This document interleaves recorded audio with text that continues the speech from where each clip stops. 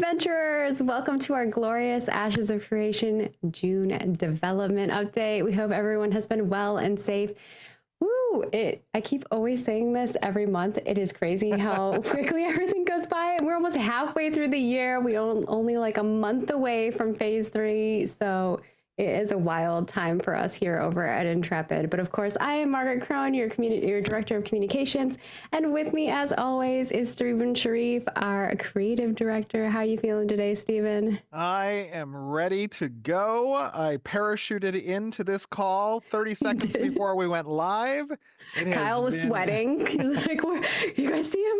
You know where he's at? It has been a busy month. I will say that. Extremely busy. Stephen and I were up late chatting about things. So definitely a busy one for us. Of course, as per usual, down below you can see our wonderful run of show. We are going to be going over some reminders, expectations leading up to phase 3. There's some changes that are coming, which we're going to talk about here. And then we're also going to go into the anvils and population, new races, and econ and stat changes, as well as a new crate system and node PvP and guild systems. So it's a lot. It's going to be jam-packed. This is going to be a long live stream. Buckle in, strap yourselves, get yourself some snacks, or make yourself mobile so you can snack and use the porcelain throne at the same time while listening to us, whatever works for you. And then we'll do a little live Q&A. Hey, don't tell me you have not listened to something while on the toilet. Don't even. Never. But of course, we have so much to talk about, so we'll just get right into it. First and foremost, we would like to spotlight our YouTube comment subscribers. So first and foremost today, this one is from Kuzo, who wants to know, Stephen, do you still plan for node wars to significantly impact players' banks? If so, are you considering reducing banks? That's what they're saying. They might have a misunderstanding. If so, are you considering reducing the material losses, or is this decision final? Well, I think that when we had a good amount of discussion actually about this on the design side. We were previously not applying any penalties when dying in a sanctioned PvP event. And from my perspective, I feel that death should have some amount of sting, albeit less during sanctioned PvP events. But there should be something that you're afraid of dying over. And so those penalties are lessened during sanctioned PvP events, but they still apply. And that is what keeps you from wanting, that is what motivates you to perform. Because you don't want to suffer those penalties. You want to have bragging rights over your enemy. It is important, I think, when we're talking about wars, that these wars do have penalties applied to you on death. So yes, I don't expect that to change. I do think that we again provide lesser penalties for these sanctioned PvP events, but we do want you to suffer if you lose. We do want you to. It's true. Otherwise, how can you value the moments you win if the moments you lose don't feel a bit bad? And I think that our goal, obviously, in this alpha testing phase is to make adjustments to make that stuff feel good, right? It's never going to be feeling good to lose stuff, but at least you need to be able to know, like, hey, I had the opportunity to protect my node, to ensure that my stuff wasn't going to get lost. So I think like a big thing is node identity, feeling like you're part of your node. We're going to talk a little bit about that today with some changes that are coming. And obviously, as we progress through post phase 3, you'll see more of those updates coming. And I see a lot of people saying, make PvP great again. We're going to talk about PvP later, so just hold on. It's towards the end, as you can see in our run of show. We have some stuff coming. And I think you're going to be happy. You're going to be happy about the changes. Well, if you're a PvP lover, so. Well, even if you're not a PvP lover, if you're a PvX lover, I think that you will still value the opportunities that these open battlegrounds have to provide. But yeah, I mean, Stephen, give me little teasers. Just fundamentally though, I do want to reiterate that not everybody will get a trophy. That is a central tenet in the design. Hmm. Losing should feel like there is a repercussion. Albeit, as I said, lesser for these sanctioned events that you're opting into. They do have a cost to initiate these wars. And so that cost does assume some of that. So Cool. Let's move on to reminders because we got a lot to go through. So first and foremost, we have Let's Talk Quest. If you haven't already, please head on over to our dev discussion and leave us some feedback. Basically, some things that we want to know is on a scale of 1 to 5, how would you rate the current Quest rewards? We know we're revamping some of them. And of course, there's a whole slew of other questions that we want to learn from you guys. So if you have any opinions, which I know you all do, please go ahead and head over there and share them with us. We'd love for you. We'd love to hear that before we wrap that up and start creating our feedback report from that thread. And then we will also be launching the next one, which is going to be Archetype Vibe Check. We are going to be doing some archetype changes in the future. And so this report will be very handy for our development team. So make sure when that goes up this month or next month, in July, that you head on over there and toss us your feedback. We'll also send a newsletter that has that link too. So if you miss it in other places, which we do post in all the places, all our socials. So hopefully you don't miss those things. Just another reminder that our creator program, we will be pausing the application phase soon. We do want to launch that program. We've got a lot of cool stuff planned for it. We're really excited. We've reviewed a lot of applications. We had over 3,000 applicants, which is just insane. And we read through every single one. We watched every single one's content. It took us a long time, but we are going to be working towards that soon. We'll let everybody know whenever the invitations go out. How soon are we talking here? I mean, are we talking like? You tell me, Stephen. Well, I thought soon is like within maybe the next month or two. I would hope so. Right? I think the next month or two is what we're aiming for. Obviously, we want to see where phase 3 is at if we're feeling good about it. And then we'll push that live, which is going to be really a cool, fun thing for us. We have so many things that we want to do with creators. We know that you guys want to interact with us a lot more. I saw some manifestos and some posts about that kind of stuff. Obviously, if you've seen our program, we want our program to, as someone who is a creator myself, I definitely want to create a program that is much more interactive with you guys than probably you've seen other places. I don't want to just send you codes and send you off on your way. I want it to be an interactive thing. So it will be lots of fun. And then, of course, we do have a bunch of careers. We are hiring. We've seen a lot of people having layoffs. It's really a turmoil place in the industry right now. Yeah. But we are fortunate enough. Thank you, Stephen. We are still hiring. So if you know anybody who would be a great fit for any of these roles, please send them our way. We would love to have them join our family. Obviously, we are an open development game. It's very different than probably anybody who's in this industry has been used to. So it's just a different development. But I think that it's a lot of fun. I do want to. I do also want to clarify because not a lot of people understand how corporate growth works and how a team like ours grows. When you see roles like this, principal economy designer or network engineers, it's not to say that we do not have those individuals already. We have actually large teams on economy and on network engineering. We're adding to them. So these positions aren't that we don't have people in these positions. It means that we are adding to those teams. The teams are growing because we want to deliver a lot within that particular discipline. Yeah, and we have, if you've seen our whole slew of systems that have come from the mind of Stephen and Stephen's creative direction, we have a lot to bring to fruition. So those of you who have been testing with us, obviously a lot of those systems aren't fully fleshed out. So we need to put those in. So there's a lot of design, there's a lot of direction that's already there. Now it's the implementing and getting everything finalized, right, and polished. So I think, for instance, we had one of the creators reach out to us because they thought a principal was like a lead. We have leads for all of our departments. It is just a principal is a guru. It's somebody who's has a lot of knowledge, who has worked in the industry for a long time. So hopefully they can implement faster, pick up and learn things faster, right? A lot of the tools in different companies, while they are specific to that company, a lot of them do have similarities. So you should be able to pick them up and learn them pretty quickly. And then it's, integrating with the team. But yeah, that gets you that. I think now we drop the expectations leading up to phase 3. Let's move on Ooh, to okay, that. so I would love to preface this to a degree. This is just to be clear, we are a work in progress right now towards our phase 3 development.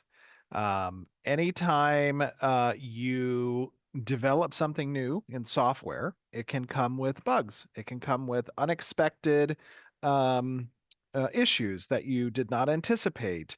You can put 100 different other systems that touch a system that you're building on or doing something new in, and it can break somewhere off in a distance that you had no idea it was even tied to that. So there are elements to development that introduce bugs. I want to be upfront with that, make sure you guys understand that. We're going to be showing you stuff that is really a work in progress, more so than we have over the last several months. Over the last several months in our development live streams, we've shown you things that exist on the production environment, on the environment that you're testing in. This stream is going to be a little bit different. We're going to be talking again about things to come. And so that's gonna pull you back a little bit to the pre-Alpha 2 days, right? So we're going back a little bit and we're going to talk about those things. This is being developed on our lower development branch. So to give you guys an idea of how, our streams work from an development environment perspective, we have different branches where the game exists. And in those branches, there are different versions of the game. And so what you're playing right now on Alpha 2 environment is a Our version of the production. game that is exactly, it's called a production environment, is a version of the game that is at a minimum a month old. Sometimes it can be a little bit longer than that. As a matter of fact, we're going to talk about how over the course of July, the game that you'll be playing on production will continue to grow older and diverge from the version of the game that we're going to have on PTR, or on the staging environment, as we call it. Down on the lowest branches of development, which can live beneath dev or on dev, our development branch, things are most cutting edge, which means that they have the most bugs, but it means that they are closest to the developers as well, and we're iterating on those things.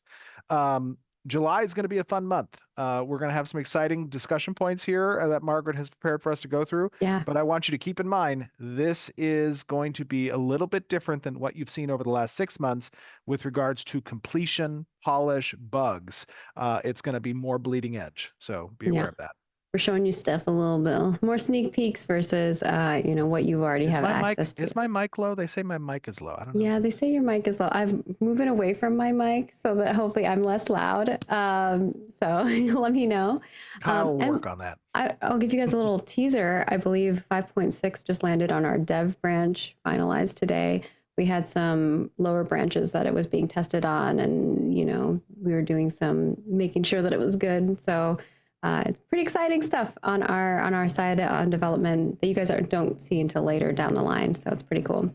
The big things that we want to set expectations on leading up to phase 3 is that PTR is going to play a very critical role over the coming weeks. It's going to allow us to stage new features and systems and really get our hands on testing and iteration. You're going to see these things coming in hot off the press. And this is what you can kind of expect from that. PTR is going to still remain under visual NDA. That means no streaming. That means no screenshots or sharing visual content. There will still be a watermark all over the place. We are going to invite all Alpha 2 users to participate in PTR testing. That invite will go out July 1st. So you will get an email that will come out with that and letting you guys know when you have access, along with a playtest that will start on July 1st around 10 a.m. Pacific. Can we just take a moment? Let's breathe. I want everybody to breathe. We're gonna breathe together. Everybody. There we go. Everybody is being invited to the PTR.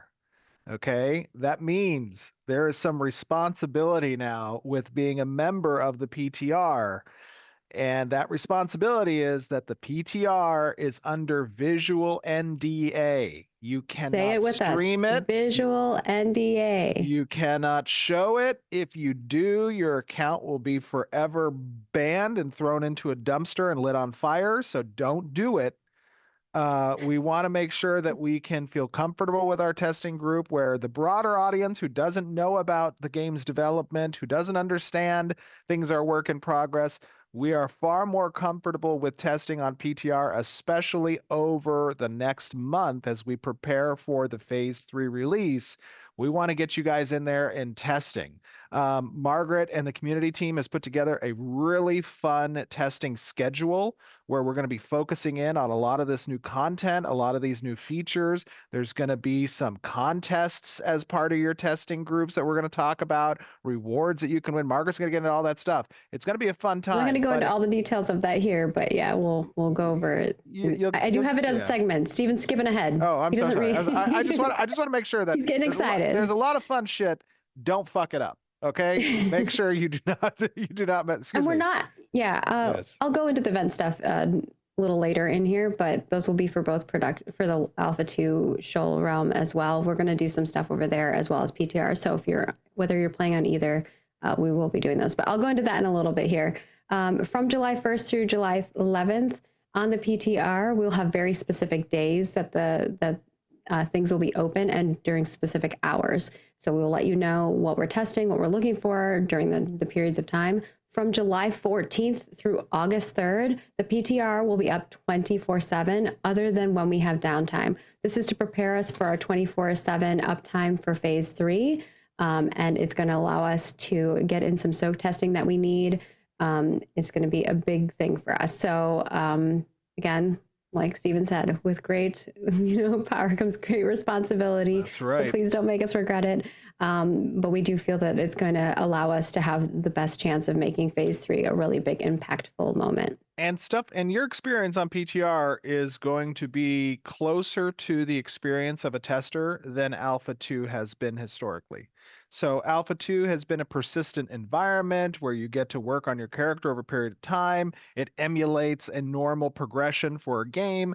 The PTR is on a per instance basis. We're going to be wiping that thing left and right. You're going to be logging in order to specifically hone in on key systems and features and content that we want you to test for that day or potentially for those couple of days. And then it's going to get wiped again. And along with those wipes, there may be cases where we provide vendors that give experience or gear or things of that sort. So it won't be like you have to re-level unless the experience is, hey, we want to get the first time user experience for this, the new Anvils run through, and we drop you guys in there and we have you test that, right? So it kind of depends on what we are looking for feedback on, but we will be changing up the strategy in regards to that so that you get what you need to be able to accomplish those things.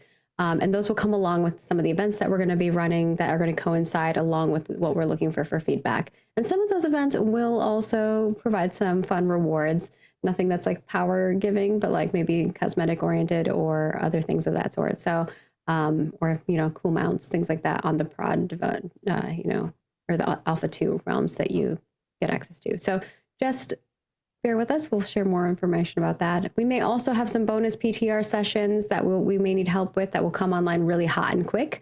And just paying attention to the NDA A2 PTR news channel and Discord is going to be the best way for you to hear that information. Those will be hey, everybody pop on. We need to test this X, Y, and Z. And if you're available, please help us type of thing. Now, what this means for the Alpha 2 Shoal Realm is that June 26th or June 27th, today's 13.1 is probably going to be your final update, other than if we have any bug fixes like we had today. We had a couple fixes that we put in. If there's any critical or changes that we want to make, we may make those on version 13, but that will be the last version that you will have access to until August 4th. So our focus is really going to be ensuring that phase 3 is going to launch with no hiccups. That does mean, in regards to the schedule, that the schedule will fairly stay the same. So it will be every Thursday at 10 a.m. PT through Monday ending at 10 p.m. The final week of testing will be Monday, July 24th to Wednesday, July 30th. So it'll be a little longer. But on the 30th, we're going to plan a really cool, fun event. We hope that you all join us. It's going to be an end of session. Madness is going to occur. So we hope that you come have fun with us. We're going to do a version of it in EU friendly time and a version of it in NA friendly time. So hopefully, no matter which time zone you're in, you'll be able to join us for that. We'll give some information more further about that as we move forward. And when phase 3 ends and phase three begins August 4th, a wipe will be conducted. So you will have fresh new start, fresh realms. I know people want to know how many. We're not going to say yet, but there will at least be one NA and one EU realm available for folks. I think that covers. My lights went out. Stephen's roaming. And then, of course, to touch on the base that Stephen mentioned, the Intrepid events, to help make these testing windows a little bit more engaging, we're also going to be running some Intrepid events. I believe some of these we are also going to be working with some community folks as well.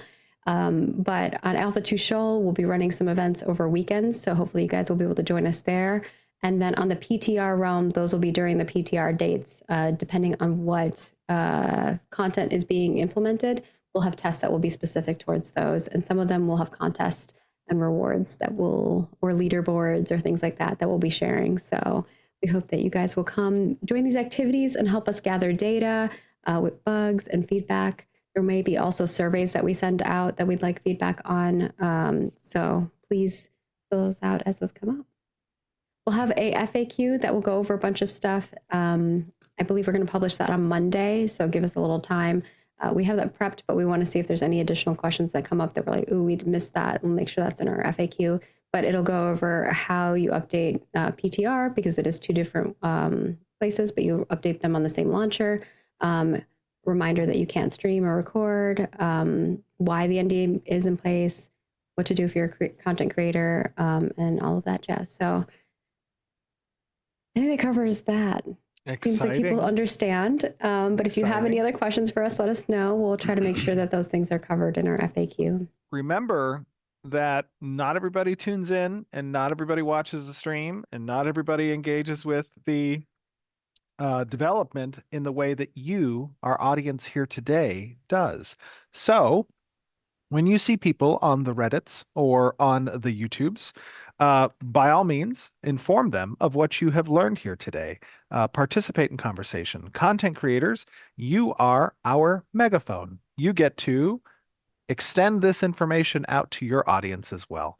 We appreciate that, and you guys obviously helping us communicate these messages.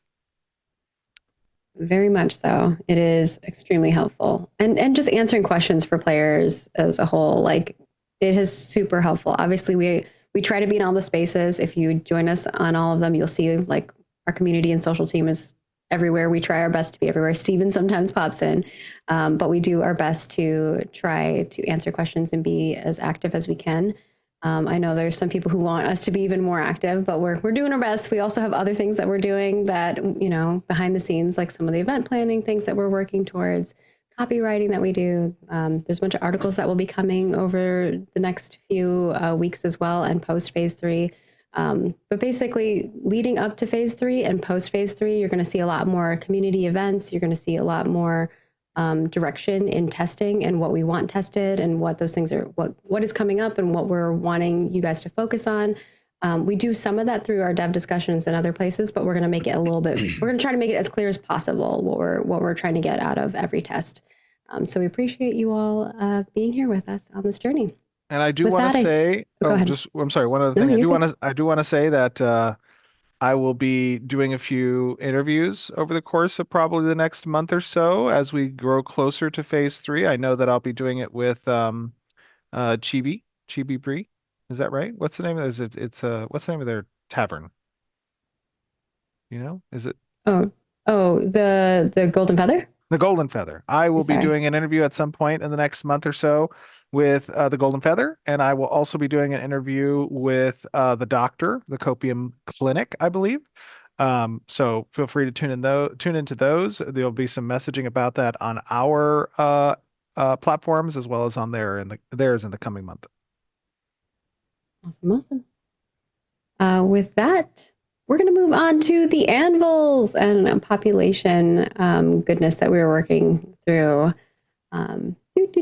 The anvils, there's so much. So we have a beautiful little work in progress video that you're probably seeing on the screen. Kyle did a good job capturing. The team has been working very hard on creating a bunch of assets. You're going to see a bunch of concepts of the Dunzinkill runes and the work that's going into that. Obviously, very much work in progress. It's quite beautiful, though. It is. You're It not gonna is. It is a big work in progress. You Yes. guys are seeing obviously the verticality here, but there is a lot left to do within this zone over the coming month. And really during that period of time is when a lot of the polish and a lot of the visual upgrade happens. This is probably as close as you'll ever see to our version of a gray box. Still, it's not a gray box, but There are it some gray is. box assets that Oh, you're going really? to Are see there? in Okay. the concept. So there's concepts, and then there's the like a grayscale assets that are being like the models that are being created, and then you'll see some of them in some early screenshots of like some of the under cave oriented assets as well. So you'll see a little bit of everything there. Yes. But it is definitely, while we're talking over this, you're going to be seeing those. So hopefully you enjoy the assets.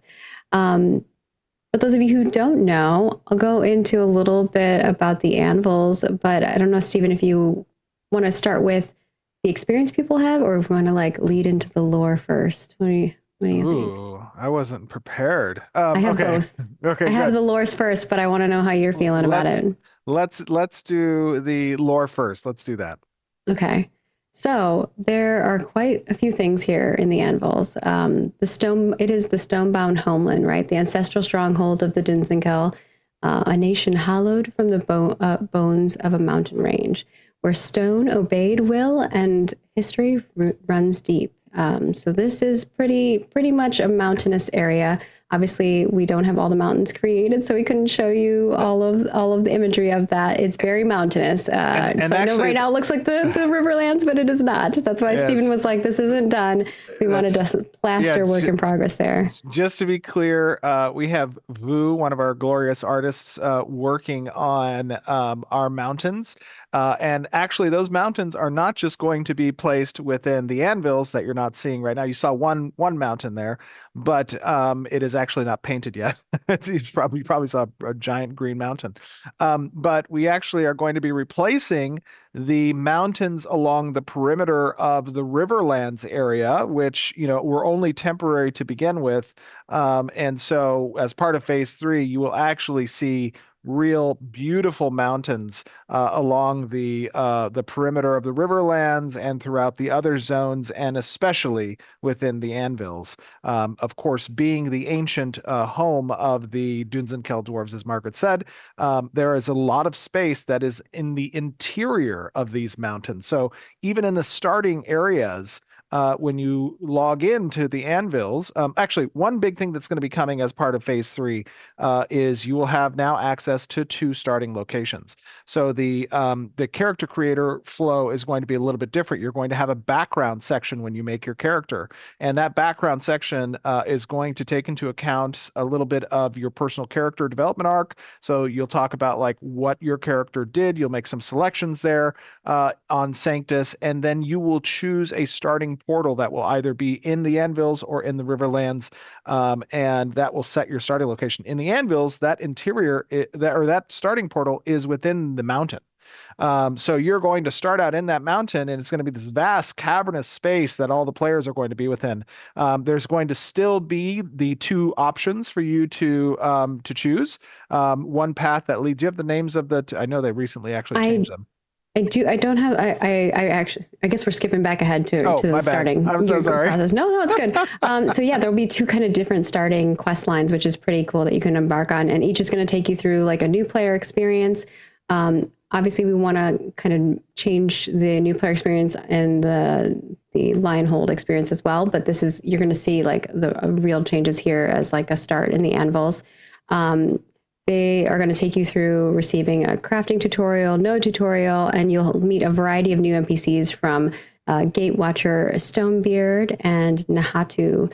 I hope I'm pronouncing that right. And then, it'll be a very interesting experience depending on which Gatewatchers you take your quest from. And each path will take you off on an adventure through Mount Dunes Gateway and into the world of Bara. So there will, even within the starting area, there's going to be multiple avenues in which you can take yourself as well, it's a whole spider web of quest lines, which is pretty amazing. So we hope that you will partake in those and enjoy them. I believe there's about 28 quests and 16 events and 10 pocket dungeons. It's going to be wild. There's going to be a lot of content to follow through and level up with. Actually, I think I'm sorry. 2 days ago, I cut 2 of those pocket dungeons, so I think we're only. No. I'm sorry, we had to. That's why I said about. Yeah. I'm not giving you exact numbers. There's going to be 8 pocket dungeons in the Anvils to start, and then we'll quickly follow up with those 2 getting released shortly after. That's okay. I think updates are always good. People enjoy new content as it comes out. And then since we're talking about how the new starting area worked, do you want to talk about the Overland Pop and how PCG is working through and what PCG is for people who don't know? Absolutely. So I'll go back to Laura after. Our glorious tech art team, spearheading the PCG efforts by Bruno, along with our world team, Jeremy. They are working on, with our engineers McPhee and Cody, new tech that we are going to completely revamp the way that our overland population exists. You will have noticed in the alpha so far that those populations are relatively stagnant. They're kind of disparate. They don't necessarily make a lot of sense. There's levels kind of intermixed with each other, and there's not a lot of patrolling or pathing or even, fencing around some of these locations. However, with our new PCG tools that are being developed, we are going to have a significant revamp of our overland population to include a lot more patrolling and pathing, to include attractors where you're going to see monsters kind of walk up to the water and drink, or walk up to a tree and scratch your back if you're a bear or something. There's animations that are getting included as part of that pass. NPC is going to be assisting in encounter composition as well. That was something that was lacking a little bit. We have a significant stat revamp that's happening with the NPCs also. So those are some significant changes that are coming.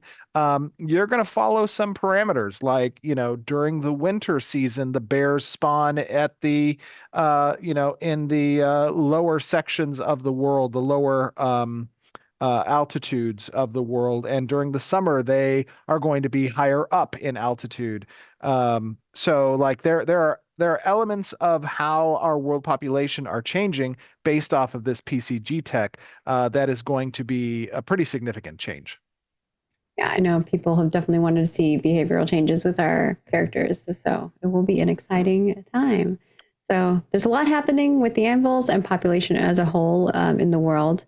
But in the Anvils, there's some interesting stuff going on. You're going to see a lot of sculptures in the mountains. And really, these mountains were created together, or not created, they were, sculpted together, this rainfall and spring water, kind of feeding water wells and forges. And they really didn't let a drop go to waste. So you're going to see kind of this land that was once used for, a lot of power, and kind of figure out what happened there. Well, there's a lot of great, obviously the Dunzinkel was a very industrious nation prior to the fall. And so there are many forges that exist within their ancient homelands. And so a lot of the initial storyline within the Dunzinkel kingdom is going to be discovering what happened to those forges, who are the inhabitants now of those mountains.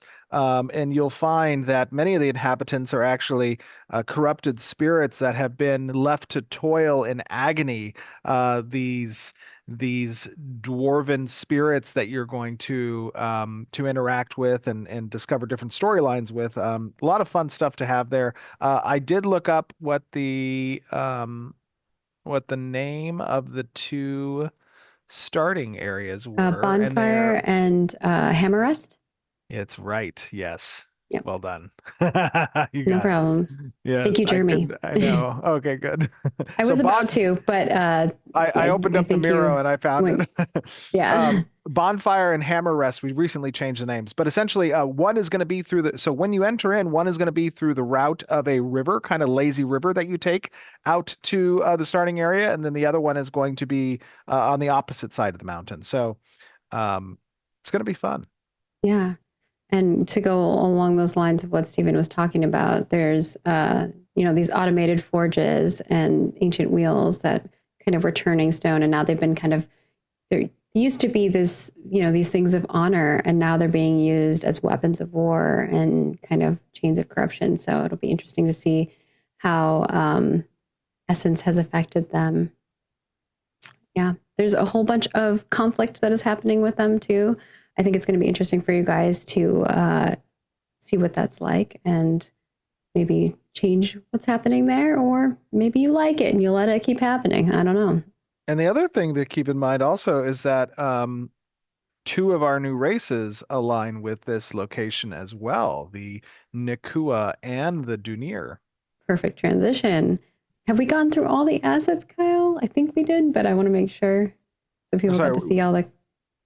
Perfect. All right, let's switch over. Perfect segue to our new races. Two of them in which you will see partaking in the anvils, which is the Dunir and the Nakua. But we also have the Pyre, the long-awaited. I know folks have been excited. Which one are we showing first here on the imagery that you got, Kyle? I'll look at the. It's not going to answer me. Okay, let's kick off with Pyre. Do you want to talk a little about these, Stephen? Yeah, I mean, we have had these models for a very long time. They've gotten some touch-ups recently, as you can see. And actually, that is going to be something that we're going to be focusing on over the course of the next month as well, which is getting some of our in-game character models to look some better visuals. That we know that has been something that we've been putting off for a little while, but we have the best people on it at the moment. But the Pyre obviously is one of the elven races in the game. They are definitely more nature oriented, as you can tell by their branchlers, and they're pretty awesome race. I mean, I like the look of them. We have deformed all of the armor sets to these races. That's going to be part of what we're going to be testing on PTR, finding any interpenetrating bugs, any funkiness. I know that we have some fun armor bugs where you could be a male character, equip a shoulder item, and boom, you've got breasts. So we need to make sure we find those things. Excited to get these races in. Yeah, and if you haven't been following us very long and you don't know much about the Pyre, they are kind of reclusive elven people that were born into kind of a bit of a scandal and tragedy. But they fled into the forest, and they found a new society rooted in nature, secrecy, and survival. They are mostly fierce hunters and skilled warriors. And they've built these kind of hidden permanent settlements that blend seamlessly into the wild. So if you've seen some of the imagery that we've had for their houses, they're pretty awesome. I know there's a lot of people who are excited to have their housing look like that.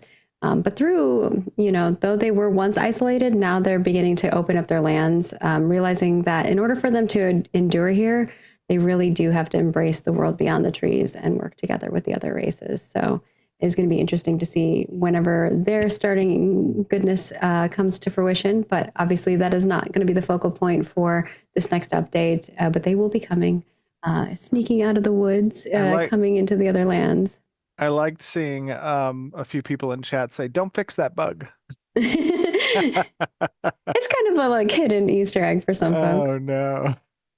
Moving on to the next ones, I believe Nakua are next up here, and these are a different descendant of the Dunzin dwarves who settled in the coastal volcanic mountains after the exodus of Sanctus. A mining disaster kind of reshaped their homeland and kind of led these survivors, mostly women and children, to kind of rebuild on these island peaks. So they are a matriarchy, I believe, as far as a society goes. That's right. And they've been focusing on pearl diving, fishing, and maritime trade. And they're known for their tropical clothing, as you can see in some of these, and their tattoos and their geometric artistry. So they're very, very interesting race that you're going to be seeing coming into here. Hey, they're different from their mountain. Some of our dwarves, some of our female dwarves have beards. Mm-hmm. That is a lore accurate thing. People are excited about it. We have talked about that many years ago. It is a standard fantasy staple that you will see some female dwarves with beards. Get ready. Prepare yourself. Their beards are like an extension of themselves. It's important for them to make those look pretty. Steven's lights keep going out. They keep going out. I don't know why. You're not moving enough. You're too still. I'm literally walking around my office right now, and it's still off. It's just ridiculous. And then, of course, from there, it's cool seeing them put together there, which is really awesome. That's one of our cosmetic sets as well. Now you get to see a 3D model of that cosmetic set as well. I believe I got to design one of those. Yeah, that chin tat looks awesome. Yeah, that's awesome as well. Have we shown all of them? Okay. Well, let's move on to the Dunir then. Obviously, folks have seen the Dunir, but we're going to be adding some new armor for them and things of that sort. I don't know if you want to talk a little bit about any of the changes coming for the Dunir, Stephen. Yeah. What changes are? I know we have a few armor sets that are coming out. Is that right? Yeah, I think that's as far as I know. Yeah. Yeah. So, I mean, character team has been working hard, obviously on, we have a long backlog that the economy team is waiting for of assets that we can include as part of our new armor sets and set bonuses, which we'll be talking about in the econ update later. We've been just using deformed Kalar and other armor sets for the Dunir, but now we're getting some of their actual armor influences incorporated into the game, and that's going to be pretty exciting. Yeah. Have we shown them? I don't think I've seen them pop up. Oh, okay. You don't have them separate, so we can't see them. Okay. All right. So people have seen them. They were there. Yes, they were there. All right. We're going to move on to our love that flower. That flower is awesome. I like the bones, too. I like the helmet, this fishing net helmet. Yeah, that was one of the cosmetic sets that we designed. That's cool. Look at that beard. Holy smokes. Is that skin to the character, or is that going to flop around? What's going on? That looks pretty awesome. That is a beard. I like the jewelry on them. There's like the jewelry with like their beards, the jewelry as far as like piercings. It's very cool. I love it. That looks awesome. And of course the tats look good too. All right. I think for our next segment, we are going to be talking about econ and stat changes again. This is going to hopefully alleviate some other concerns that folks had. But we are going to bring on another member of our development team for this section. So we will be taking a short pause and bringing them on in just a moment here.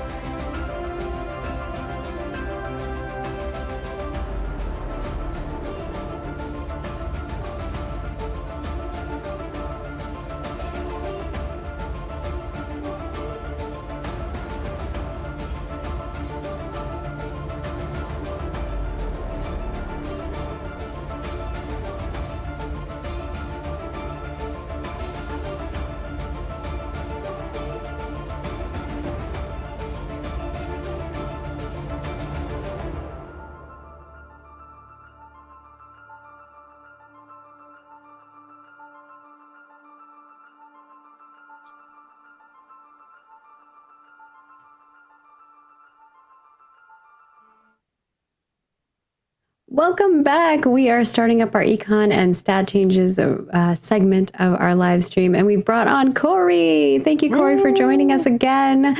It seems like you're becoming a regular now. How are you feeling? Yeah, I'm feeling good. It's good to be back in kind of follow up to some of the stuff we were talking about last month with some actual actionable things. Like here's what we've been Yeah. doing, and here's what we I think getting into more of the specifics too will help folks. But before we get into the update, we wanted to do a little slight announcement of some changes that we've made in the interim that are actually in today's 13.1 build. If you want to talk a little bit about that, Corey. Yeah, sure. So we changed the processing recipes for T2 and T3 recipes to the main ingredient requirement is one ingredient instead of two. So since our recipes kind of compound into each other, it's exponentially less materials to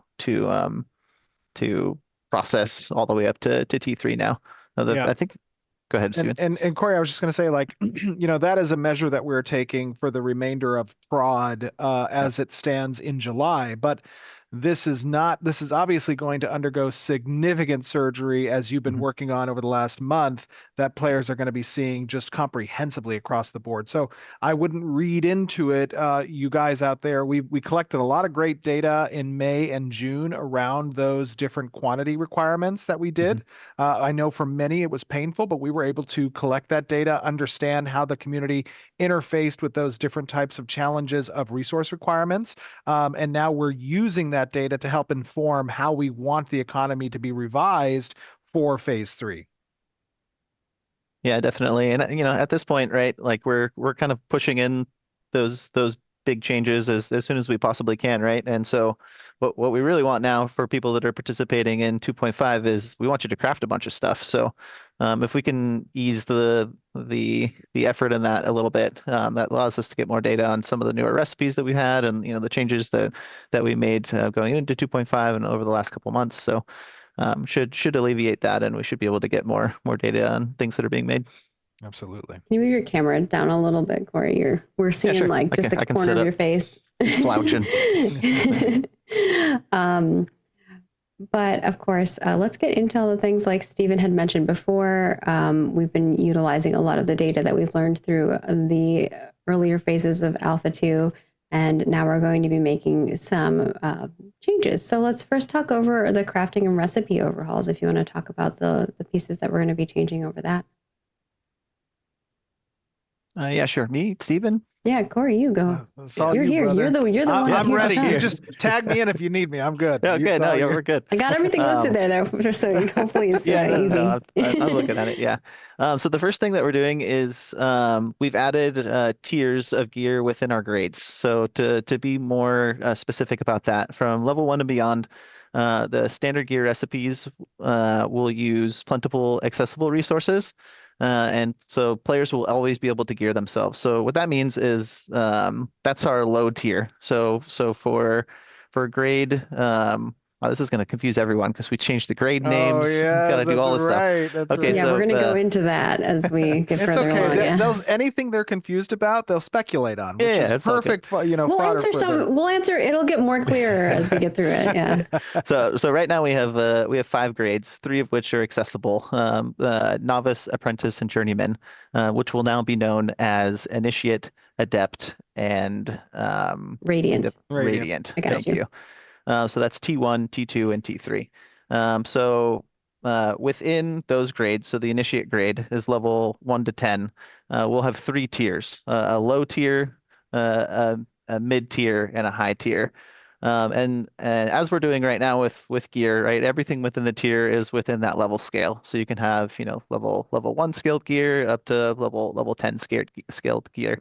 So that lower end tier is going to be made primarily with more accessible and common materials, so that every time you enter in a new grade as a crafter, and then also as an adventurer with your main character level, there's always going to be a fairly accessible set of gear that you could make that will match you to the level of challenge that you're going to meet within that grade.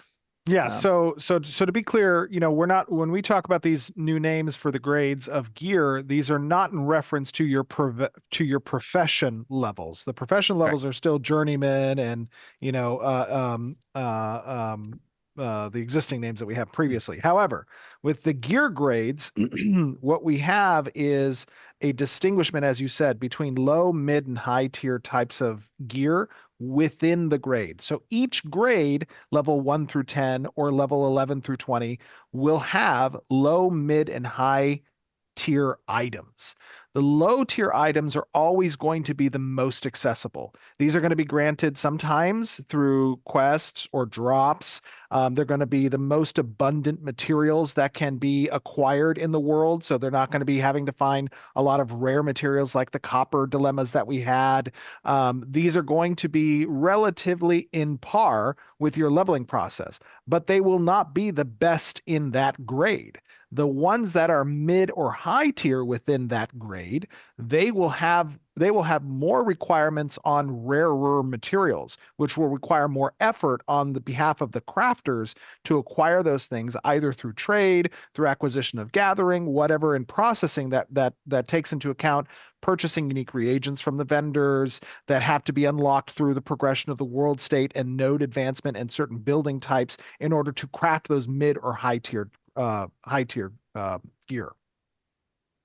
Yeah, exactly. And the other thing that we're kind of doing to facilitate that is um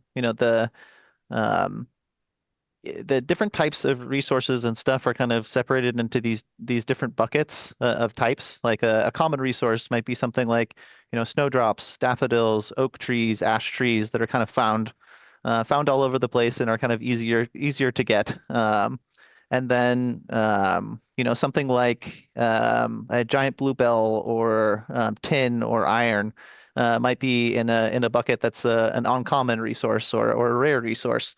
And so as you're going up in tier for these different recipe types, the higher tiers are going to lean more on the more difficult to acquire buckets. So you'll see in a high tier recipe you might require more iron.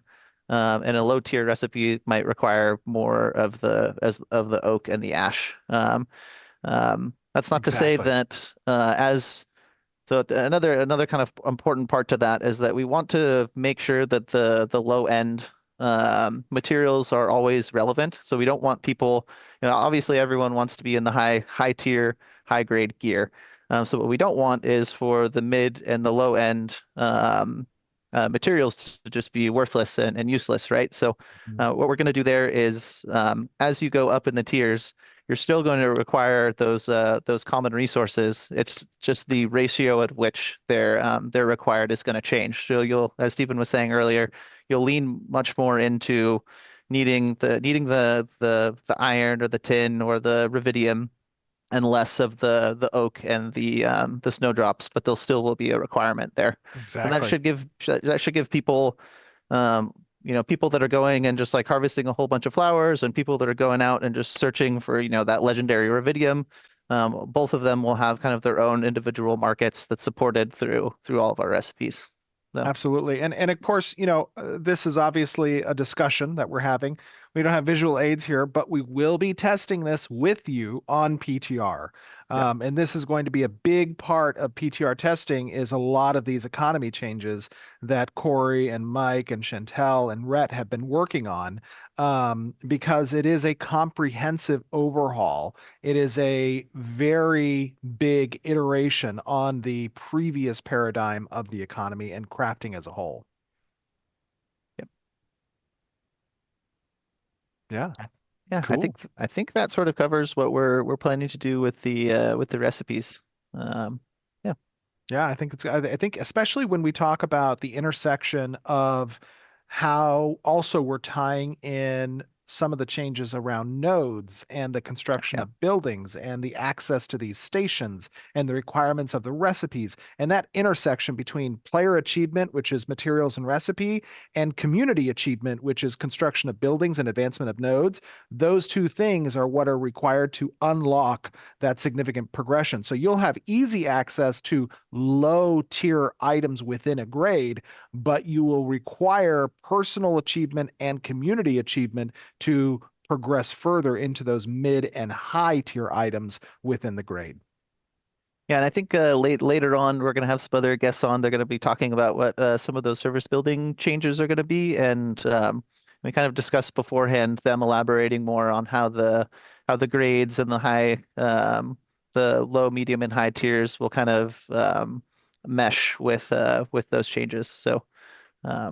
Do you want Or- to talk about the gathering updates? Because you guys, we're all over the place now. I'm trying to keep up sure. with what we didn't talk about that's on the list. I'm sorry. No, it's okay. I didn't know. I don't know I if think there's that's why like it's getting confusing too, is we're talking about it all. Like, well, I'm just off the yeah. cuff. Is there something? There's a whole run of shows, Stephen, that I've written. Yeah, Shit. I'm trying to You read know them on this. the I show. write one I'm every so single time. sorry. Do you follow it? I am don't know. so sorry. I don't do well following. No, it's okay. It's just I think it's getting confusing because it's all over the place.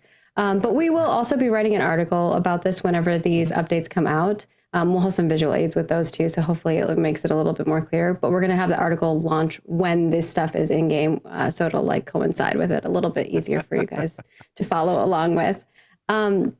But I think you did have some gatherable updates that you're going to be changing how those spawns change. Do you want to talk a little bit about that? Yeah, I can elaborate on that. So we've talked about this a bit in some of the previous live streams, but we've been working on a system where we can kind of tag up areas of our world and make those areas have a higher weight or a higher influence to spawn certain stuff. So there was a couple steps to that, and one of them was like a tool that allowed us to even kind of like do what we wanted to do in the world. And it was like the tagging stuff that we had talked about previously, right?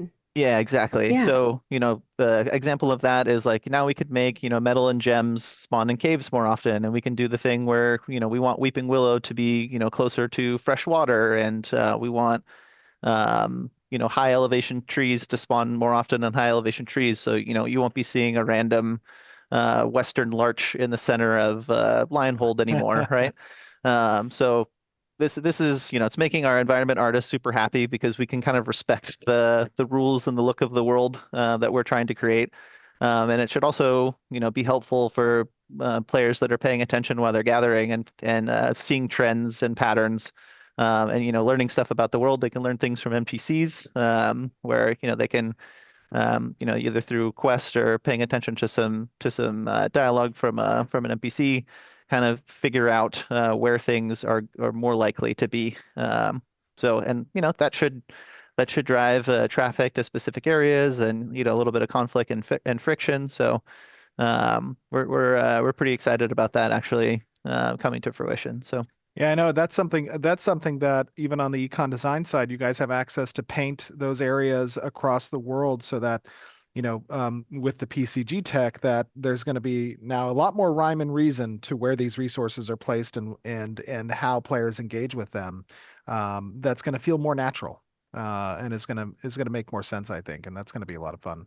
Yeah, big thanks to Trevor and Alex, and they've been working on that tool really, really hard. It was kind of one of those things where it was going to be a huge undertaking. We have a really big world. You can imagine people that have been running around. How many caves do we have? How many rivers and lakes do we have? And we had to figure out a way to go and touch up all those areas to make sure that they're included in these spawn sections. So they made us a really cool tool that allows us to do it quickly and keep up with the rate of which we're adding in these zones and have stuff feel really precise and special. So thank you to them. It's been a lot of hard work and iteration to get there. So awesome. Yeah, and making every biome feel like really distinct and meaningful through all these different types of resources that you can gather from them.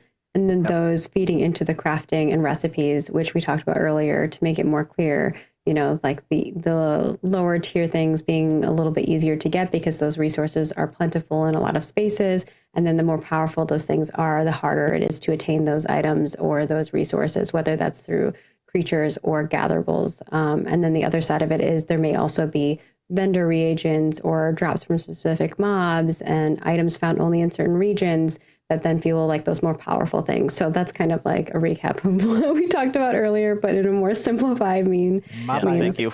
No problem. Yeah. I think you got really confusing really fast there. But talking about gear progression and set bonuses, because that's kind of where things kind of move into from the gatherables into the crafting and recipe changes that you guys are working on. We also have some UI tooltips that we wanted to show off, which are some armor tooltips that are changing. So I don't know if we want to, I think let's start with those and then we'll get into the gear progression and set bonus details. So I think Now, this first now one remember, is these are work in progress. mock-ups. Yeah, well, they're works in progress, but they're also mock-ups. So if you're reading into the stats on this, or you're reading into the numbers here, these are literal UX UI mock-ups. So they're not necessarily representative. Yeah. But Yeah. So yeah, go ahead. oh, I like Oh, that. thank you. Thank you Work for in progress. you put the work in progress bar over it. So good. this first one is an armor tooltip. So you can kind of see when you hover over your armor, what it looks like. I think there's a button additionally that you have to hit for that. And then there's also sub tooltips. So if we want to go to the next one for this, you can hover over elements of the armor, and you can see that Somebody the said, details "Is of that?" that. Somebody said, "Is that guy a Harkonnen?" Yeah, the character doesn't look that great. Steve was like, no. they didn't give him hair. They didn't make him like just went to the They are default aware. character. They're aware this is a marketing asset. It's going to be on stream. We can blame the UI team.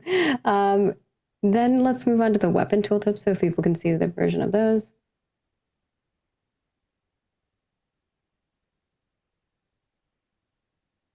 And so you'll see those got a revamp, a little bit more of changes. And then there's even sub tooltips for weapons as well. Yeah, so there is going to be some updates to both the tooltips along with the individual item UI,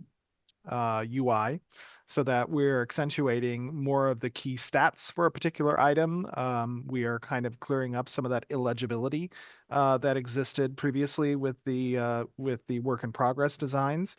So this is getting a little bit more polish from the UI team to better represent some of these Again, items. don't look at the numbers, people. I think people are looking at numbers. Like Steven said, Stop looking at numbers. Stop looking at Don't- numbers. don't This look is at a numbers. mock-up. These Don't aren't look at real. numbers. They're not real stats. Put the work in progress over the number, Kyle. No, so here you can see the sub tooltip of the weapons that you'll be able to hover over very specific elements as well and get more details. And then the ability tooltip and the ability sub tooltip, if we can show those. Don't look at the numbers, just look at the concept of what we're going for here, which is to make it a little easier for you guys. So for instance, you see your tooltip here. Now, if you wanted to know what chilled is, you can hover over that and see the sub tooltip. So this is an advanced tooltip that we are now adding into the game, because there are a lot of keyword interactions that are going to get cleaned up as part of our ability and item set bonuses that players might not have context for. So the advanced tooltip is going to provide that legibility for the player. Cool. Now, with that out of the way, we just wanted to show you a little bit of some UI updates that should hopefully make folks' lives a little easier, knowing what does what and why it does what. We are making some gear and progression set bonuses. So if we want to talk a bit about that, we already talked about the gear is now being organized into different grades. So that'll be Initiate, which is level 1 through 9, Adept, which is 10 plus, and the Radiant, which is 20 plus. But then we have a whole bunch of other things that we're going to talk about. If you want to carry those, Corey, I can bring it up, whichever you prefer. Yeah, sure. I can talk about it. So, we right now we have set bonuses, but they're pretty simple, right? We have some kind of interesting stuff with, in my opinion, the mean set. We get stamina and it affects. Audio is doing something. Oh, sound bad? Lagging. You sound good to me. You sound good to me too. So I don't know what. Wait a second. Testing.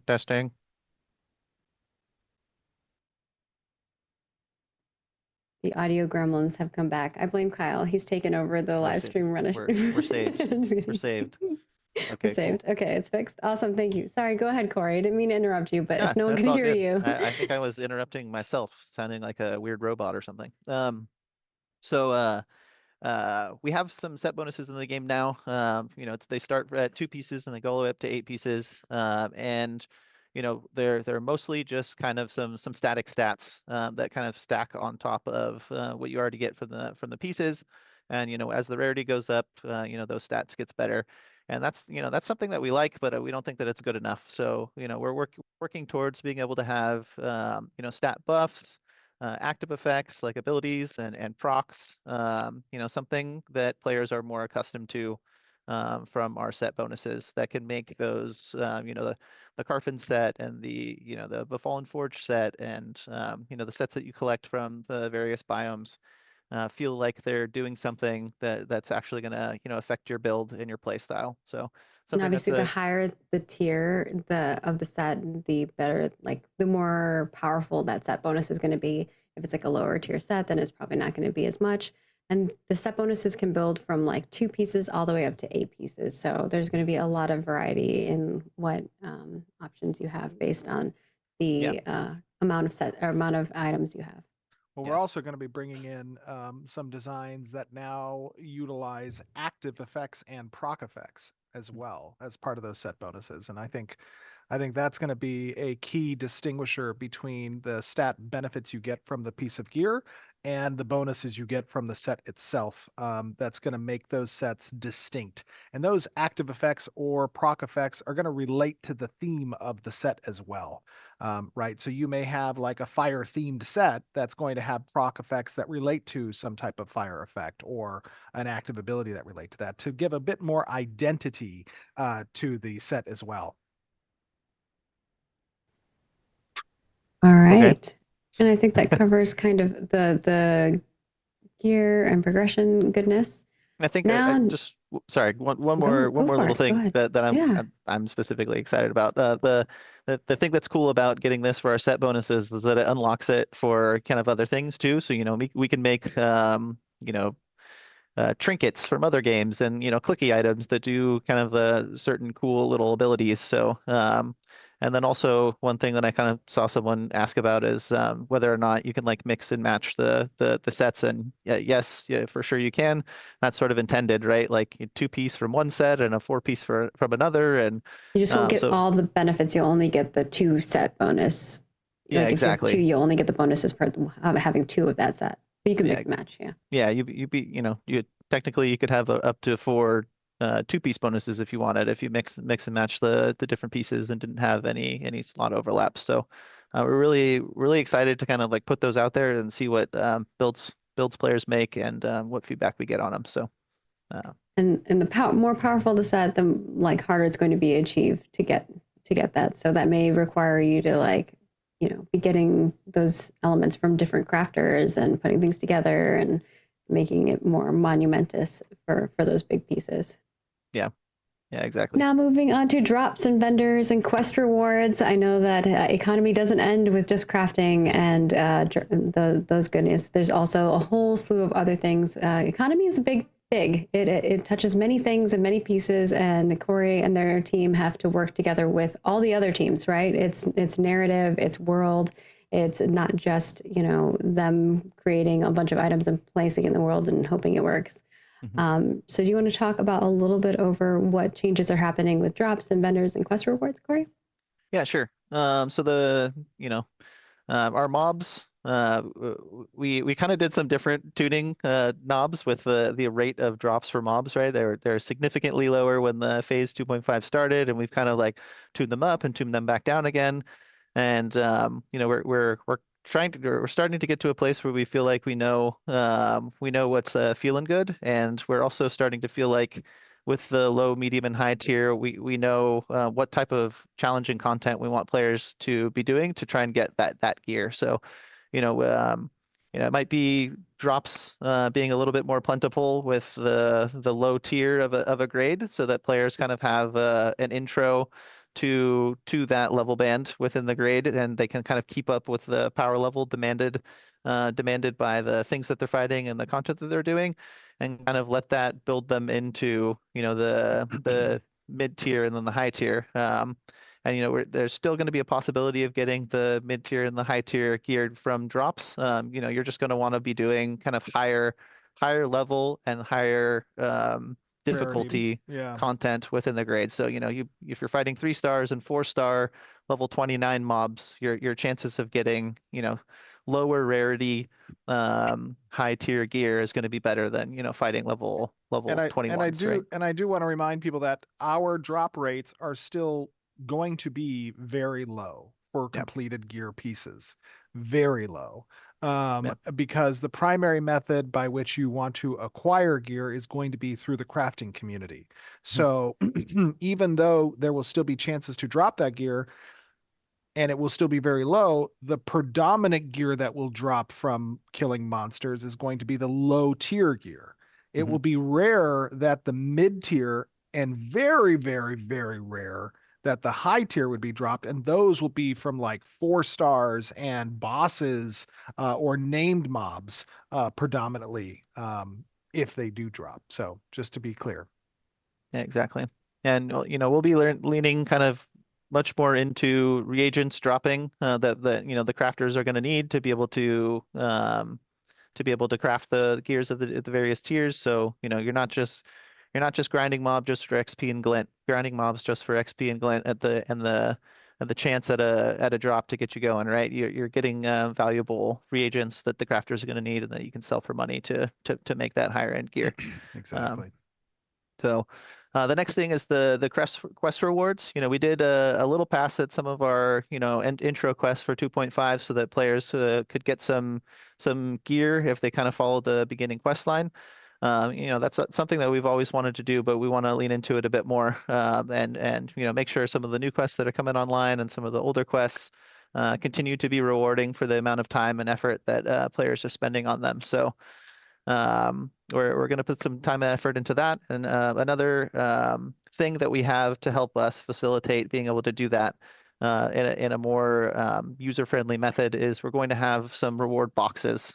So instead of getting to an end of a quest and seeing a big menu of 20 different weapons that you can choose from, you'd be able to get a box and open the box and like choose the reward that you want out of the weapons that we're offering. So that allows us to kind of, give out a helmet, but you can choose whether or not you want a light, medium, and heavy, or physical stats, magical stats, or whatever. Or the type of mount you want, or the materials that you want. So it'll allow you to have some options. A standard choice reward mechanism, right? Which we were missing. We were always planning on that, obviously, but now it's coming online because we've had time to address that feature.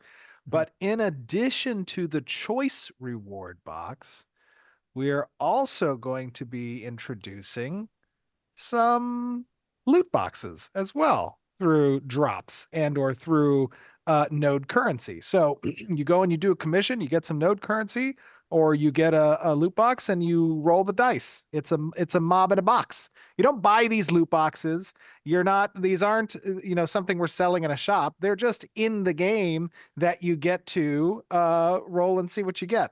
And I think it's going to be fun. We'll see what happens with those. There might be some eureka moments where you're not expecting a big payoff from those, but you participate in the activities that the node needs you to do, or that a particular quest or narrative requires you to do, and then you have access to these. Yeah, this is not for money. This is in-game. You're just getting the items. So just want to make it very clear. These are not. It's in-game stuff. So good. You just want to make sure that some of the rewards are more exciting, right? And gambling can be exciting. And as Stephen touched on too, commissions. He was talking about these being something that could be offered through commissions. That's another thing that we're trying to touch on reward wise, and make sure they feel like they're worth the effort. It is nice, picking up a commission to kill 10 wolves while you're going out in an area that has wolves and getting a little bit of extra XP and glint. But I think that we can do a little better than that.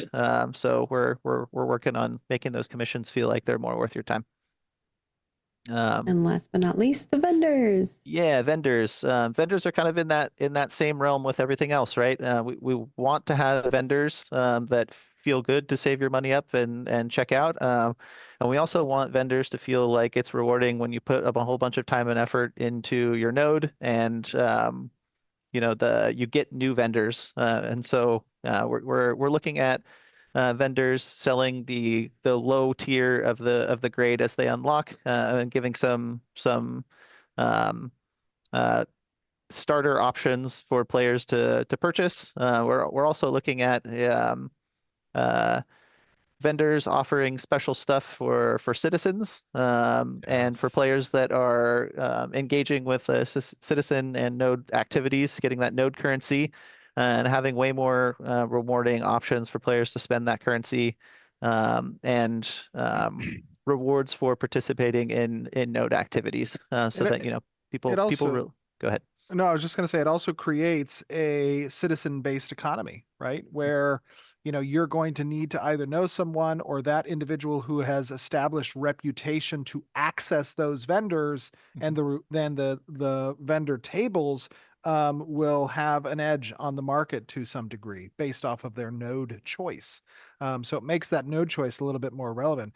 The other thing that I think is super important is that we have a significant change for UI with these vendor tables and with the crafting stations. So when you have an item that is available to either craft or process or purchase from a vendor, but the prerequisite hasn't been met yet, such as you're not a citizen, or the building hasn't been constructed, or you don't own the recipe, or whatever, you will be able to hover over that grayed out option in the vendor table or in the station, and it will tell you, you must build this building as a node, or you must have this More node clear reputation tooltips. requirement, or you must have citizenship.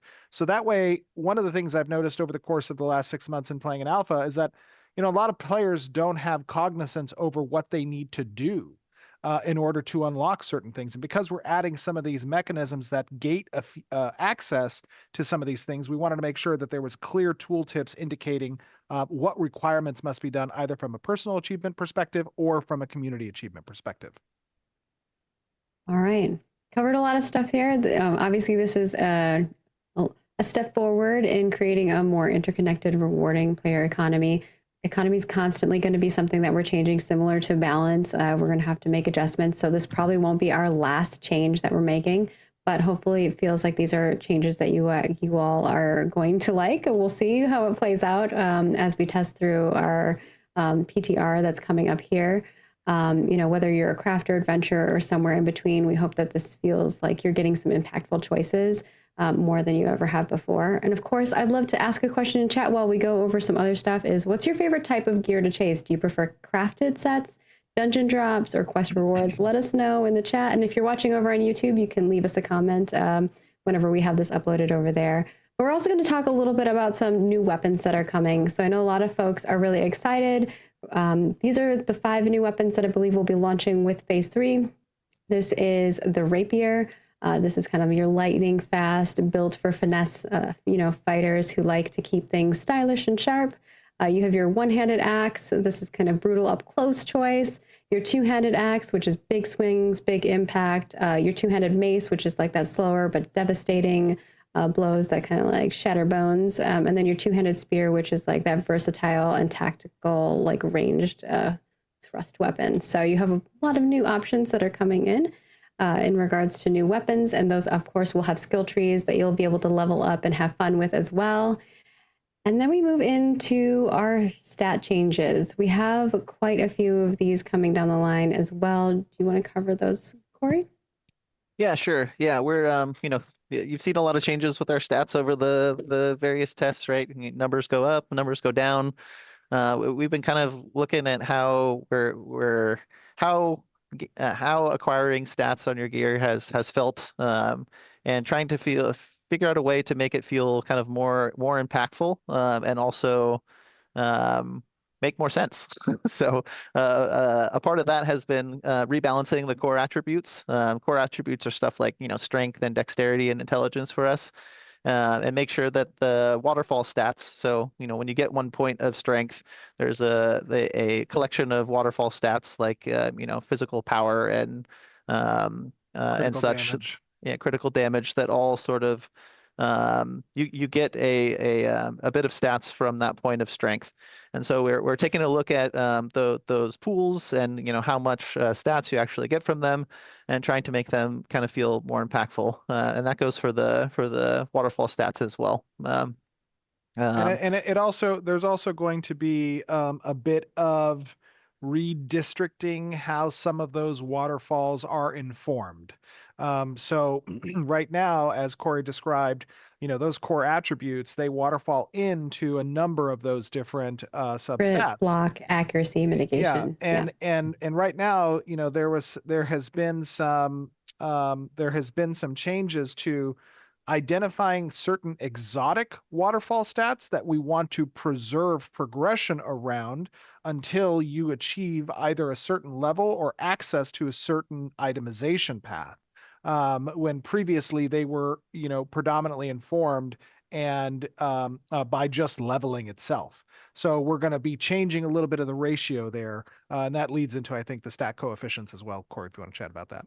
Yeah, sure. Yeah, so we're going to be updating the combat stat coefficients. So, that's something. Or example of that is, per point of armor. How much does that actually affect your mitigation? That has to do with our DR breakpoints. So, once you have 1,000 armor, what's the DR for every point of armor after that, and how does that relate to your current level or the level of the target that you're fighting? There's there's a couple places where we feel like we really need some attention, like penetration and crit, taking a look at the mitigation and block, and really making sure that the stats that you're getting feel impactful, and then also people aren't like hitting those DRs super quickly and are forced to start statting in other pools. And if that's kind of the result by the time you're hitting endgame, then the stats end up being a little bit homogenous, right? So messing with those coefficients and trying to get that feeling better, I think, is going to help open up other builds. There's also going to be a bit of work done to visualize stats on the character paper doll as well. There's just right now kind of this, blob of a bunch of stats. Some of them have percentages, some of them have ratings applied. We want to make sure that players are aware that we have a very opposed stat paradigm when it comes to how combat works in the game. So we're going to be showing what those stats are opposed by now on the stat profile page from a UI, UX perspective. And then you'll be able to see the ratings against those opposed stats on your character so that you get a feeling for the types of ratings that yield certain percentages on those stats. And you'll be able to hover over it and see what one rating opposed to another creates from a percentile perspective. So that will, I think, help a bit for players to understand what itemization and progression looks like for them. Yeah, and then last but not least, we're going to be taking a look at ability costs. Things like how much mana does this thing cost, stamina, what's the cooldown, how much power the ability should do, and really make sure that they reflect like how you're building, the stats that you're making, and the tier of your gear. So if you have a full set of low tier rare gear, and then you put the time and effort to getting a mid or high tier set that's like all epic, right? That you're really feeling that effort in the return of feeling powerful. So there's some gaps right now of being okay, having a common, and not really feeling like it's that important to get yourself a uncommon or rare. You're only getting a couple points, so why should I push to put that extra effort to craft that thing? So that's not something that we want. We want that effort to be rewarded. So we're gonna work on it. And there's a lot of interconnected things attached to that, right? If you never run out of mana from pushing one button from your your leeching potion on a rogue, or your song on a bard, and so you never need the mana regen stat, then why do we have it, right? Why does it exist? Yeah. So those are all things that we're taking a look at, and we're going to kind of bounce around to make them relevant. So. And the overall goal here is to support a wider range of variable play styles while also still ensuring that your stats improve. You feel it, whether you're crafting your build for PvP or PvE or something in between.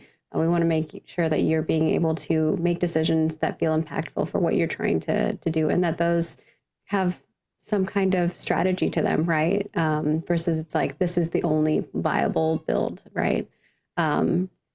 So thank you, Corey. I know that was a lot. We went over a lot of stuff. Yeah, So nice. hopefully Happy to everyone do it. Well consumes done, it. Corey. Corey, you're coming on more often now. I can just sit back and listen to you, and you can chat about all the econ stuff. I'm happy to do that. Let's do it. Sounds The good. last thing that I want to wrap this up with is our new entitlement system, which I know Corey's team is helping part of. There's also web and ICS that are all, this is like many moving pieces that are working together to make this come to fruition.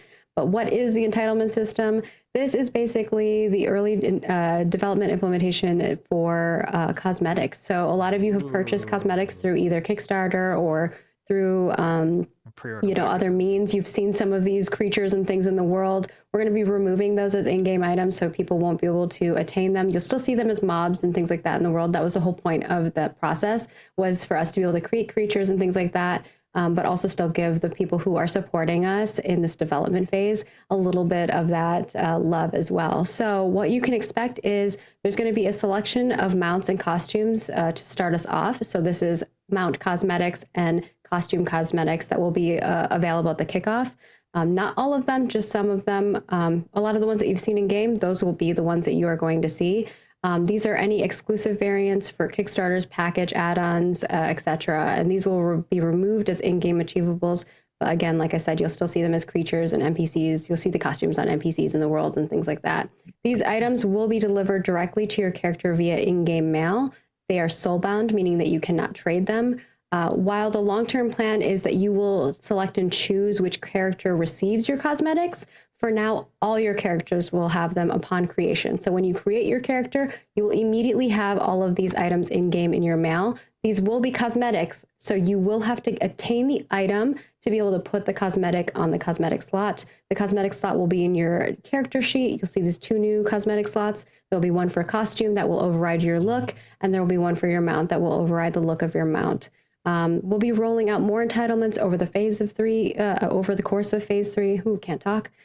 So kind of keep an eye out. We'll let you guys know as those things are coming to fruition. We really appreciate your patience. Obviously, those things have helped create the world of Vera. You've seen those creatures kind of bring life to the world. You've seen those costumes on NPCs especially as well. And so we appreciate you guys very greatly.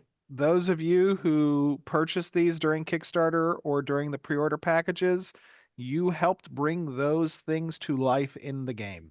So we appreciate you, as Margaret said, your guys' support of the game 100%. This is our first step towards actually granting these entitlements, which we have presented over the years. We're very excited about that. I don't know how many we have available at first offering. I think there's like 100 and something between the mount skins and the costumes. But very key point here, though, is that, as Margaret said, initially, these will be granted to all of your characters by mail. But the long-term functionality will be that you choose the character that these live on. And the reason for that is because we want to preserve the exclusivity of these cosmetics. And by restricting them to a one character, that doesn't mean you can't move it around. You can still move it around, but we restrict it to one character at a time. So just be aware that that will change in the future, but for now, it's going to be available to all of your characters. Yeah, and long-term, the UI for this and how it will be granted to you may change. I'm just going over like what the experience is going to be starting in phase 3. Long-term, you may see like the whole UI change. There may be like a whole bucket, inventory space for all your cosmetics. I don't know, like it will change over time. So as we always say, development is a ship. It's floating along. It's going to change. Is it a ship or a train? Is it a ship? I don't know. It's like a caravan. We change ground versus. Oh, that's true. Fair. That's fair. Caravan. Development is a moving caravan. Yeah, there you go. So, things may change. This is just the first iteration, as I mentioned before, the kickoff of it. In order to get those things in your hands, we know that people are seeing those things and like, hey, when am I going to get the thing that I purchased? Because we see it in game.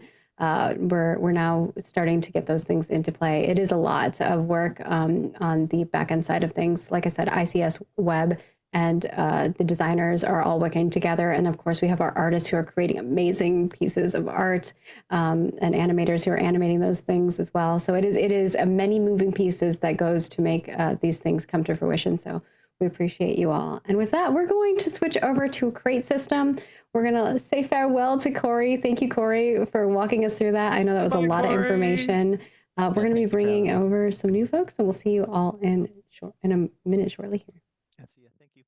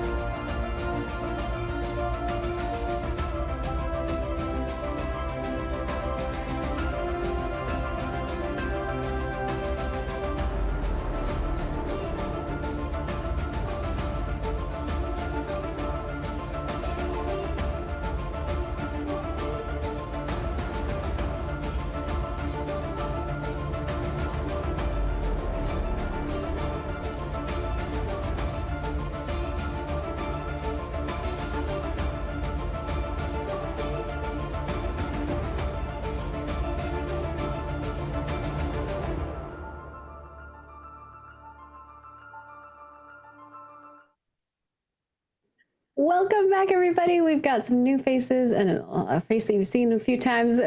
Chris has joined us quite a few times. Thank you for joining us again, Chris. We appreciate you. And we got Jason. Have we brought you on the stream before? I think maybe once. I think at least once or twice. Yeah.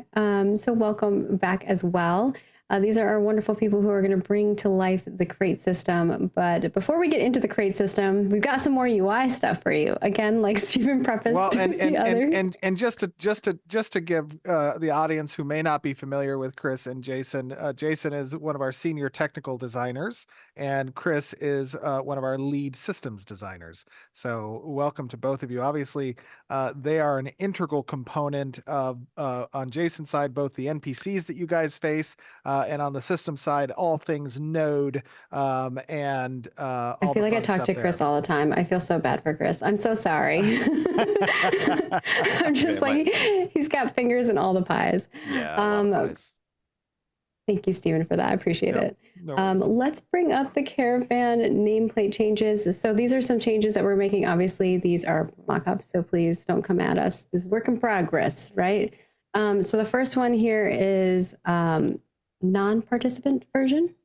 This is what it's going to look like moving forward, or like this is what we're planning for non-participants when it comes to caravans. Oh, okay.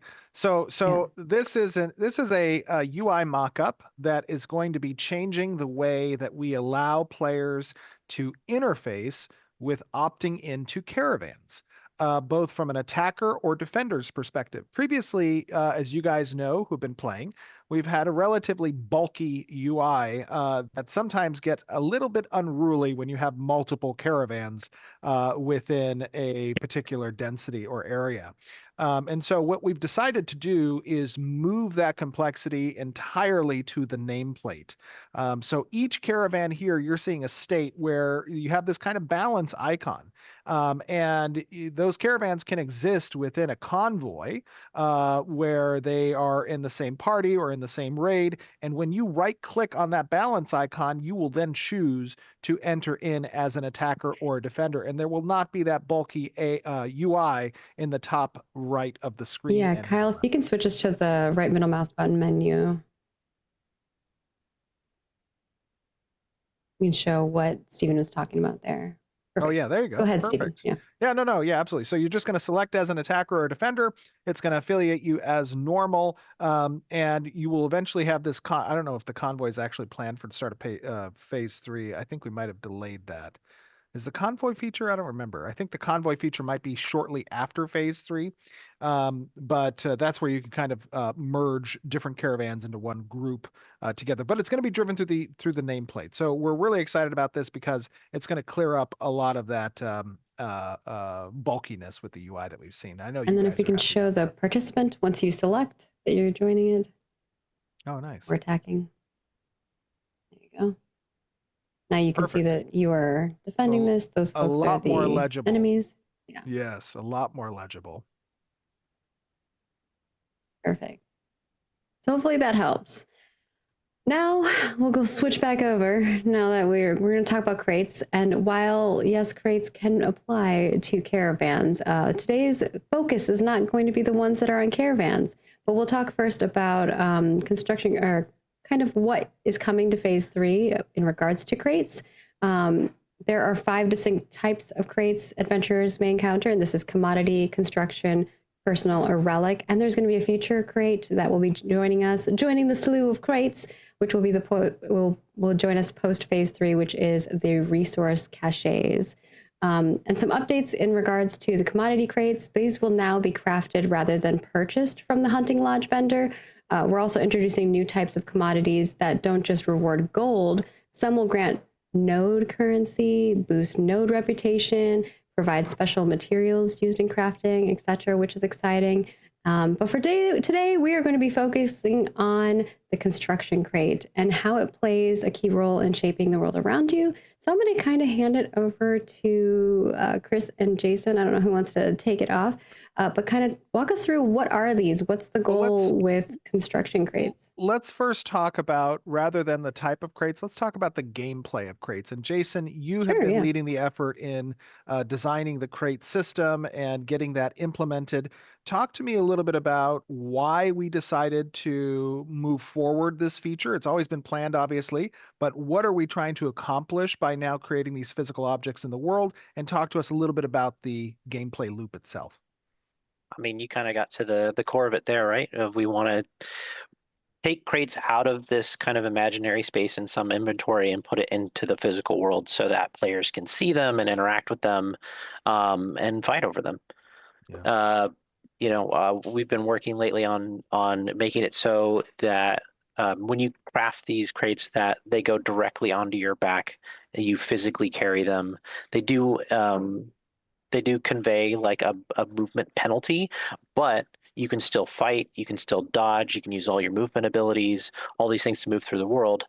At the same time, players will be able to see you and see that you're carrying something and be able to identify like, oh, they're carrying this kind of crate, or oh, it might came from this, this one node over here, and make a choice about that. And that's different, not only for that threat assessment on, players at a distance, but it takes it out of this, what's the word that we use, like the PV, like sanctioned PvP that we have for like caravans and stuff like that, right? So all flagging rules apply. If you are carrying a crate, you are normal, you're not a combatant or anything. If somebody attacks you, they will flag. If they kill you, they will get corruption. Yep, it's more opportunistic, right? The players get to see this activity as opposed to it living within the UI space. They're going to see your character with this crate. And Chris, on the crate type side, there's going to be different types of crates that are going to be visualized by the crate mesh that's on the back so that you can distinguish whether or not this is a commodity or it's construction or personal or relic or the resource cache, as Margaret mentioned. Talk to us a little bit about these different types and how they interface with the systems. Yeah, so they all kind of have different verticals for what you use them for, right? Like commodities you've used a lot in the game. You invest resources into them, and depending on where you take them determines how much of a reward you get for it. But construction crates are a new type of crate that is going to interface with node progression, where you're going to use them to build buildings. You're going to use them to build these XP progression projects that we've been working on. The relics, as you know, they are a type of crate. They kind of always have been, but we have always wanted some that you can put on your back and take back to the node and, be someone that's hunted because you have this really rare thing that people want, right? And the normal corruption rules apply there. Absolutely. And then personal crates also are a thing that have existed in the game, where you pack your own resources into them to transit them via caravan. They give you more space than an inventory would, and they're more for the player-to-player moving mass amounts of materials. Yeah, and so some of the things that are going to come different with the way that players have been interacting with the caravans and with depositing into their warehouses or constructing buildings is now they're going to have to directly create these crates, travel with them, and commit them to these buildings. Talk to me a little bit about what that's going to look like physically in the game. I make this crate, I get up to the building, what do I do? Yeah, so you're gonna make the crate. You're gonna go up to a building. There will be, scaffolding and tarps around the building or around the thing that you're trying to construct. And then you're gonna go to it. You're gonna get the opportunity to view, like, you're gonna choose when you interact whether you want to view the progress of the construction, right? How money of everything has been donated, what things need to be donated, so on and so forth. And then you can also choose to just contribute your crate directly, right? And that's going to be an animation of you actually working on the building. Okay. To contribute your crate, it'll take a channel duration, and then you will, it'll pop off your back and you'll have contributed to it, and you'll get some amount of node currency and rewards for that. Now, talk to me a little bit about where these construction crates can be made initially and how nodes can make themselves available to extend that out a little bit more. I mean, obviously, leading out of the portal and the supplies that are coming from Sanctus to help build up Vera. Talk to me a little bit about that process. Yeah, so on a fresh server, these things will be craftable at the artisanship POIs. So there's going to be a construction crate for each of the gathering and processing professions. And you will have to transit those things to nodes to contribute to these as they kind of grow. As I kind of mentioned, there's going to be these XP construction projects in nodes that will give you a boost of experience, of node XP experience when those projects are completed, as like an alternate avenue to level up nodes than just grinding. Once the node reaches level 3, you'll be able to build a construction house, which is a type of building that allows you to craft these construction crates at a node, right? So obviously that node is going to be able to do construction a lot more efficiently than other nodes, but also can become a centerpiece for their zone or nearby nodes to get their stuff more conveniently. Now, those construction buildings, they require support buildings in order to complete. Those support buildings are going to provide benefits for the node as well, correct? Correct. Yeah. So kind of similar to how service buildings work right now, right? When you want to expand it and upgrade it, it's going to cost you the service building like points that we have. There's vocational, fabrication, civic, and 2 other ones that I can't remember the name of off the top of my head. But industry or industrious, I think. Industry, yeah. So you will use these you'll need these points to expand the building. It'll start being able to craft those gathering construction crates. And as you progress it, you'll be able to start crafting those processing construction crates. And then deeper into the progression of that building, you'll get ancillary benefits to processing or crafting, depending on how you spec it. Cool. Very cool. Now, Jason, these crates, they can be dropped on the ground. Yeah, they could be dropped on the ground. If the player carrying them is killed, they'll automatically be dropped to the ground. If they get disconnected, same thing. If you try to log out with a crate on your back, it won't disappear with you. It will drop in the world where you are. And if you see a crate or you kill a person and they drop it on the ground, and there are many ways to kill a person. You don't have to interact necessarily with the flagging system.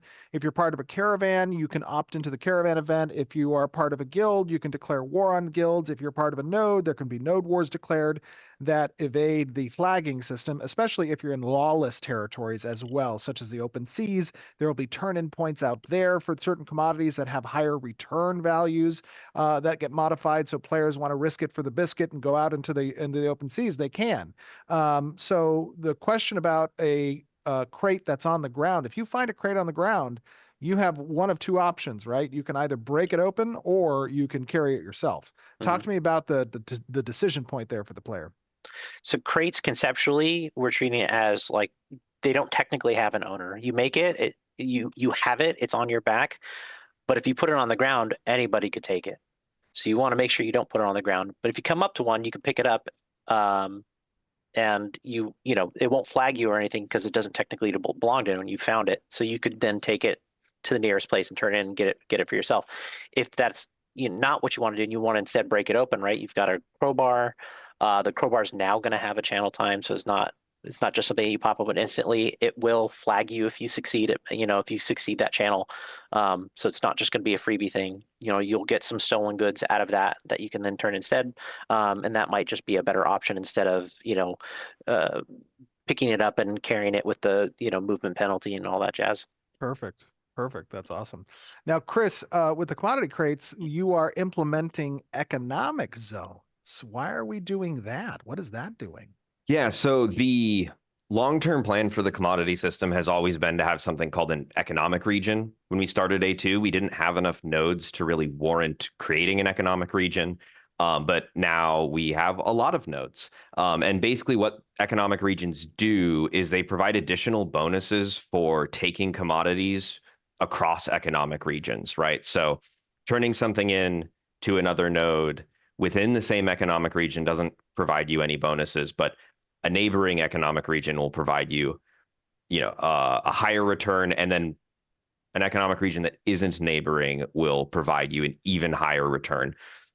So it's going to create some interesting routing that you'll do as you're transiting these commodities across the world to kind of maximize the distance modifier that's already there with this economic region bonus. Cool. And that economic region bonus, that the modification that occurs when you turn in one of these commodities, is that going to take into account some period of time where other commodities of the same type or from the same node have been turned in? And will that adjust your return? So that's actually an additional modifier on top of that. So we have the diminishing returns modifier. So over the course of 7 days, we are going to be tracking the amount of turn-ins of a type of commodity at a node.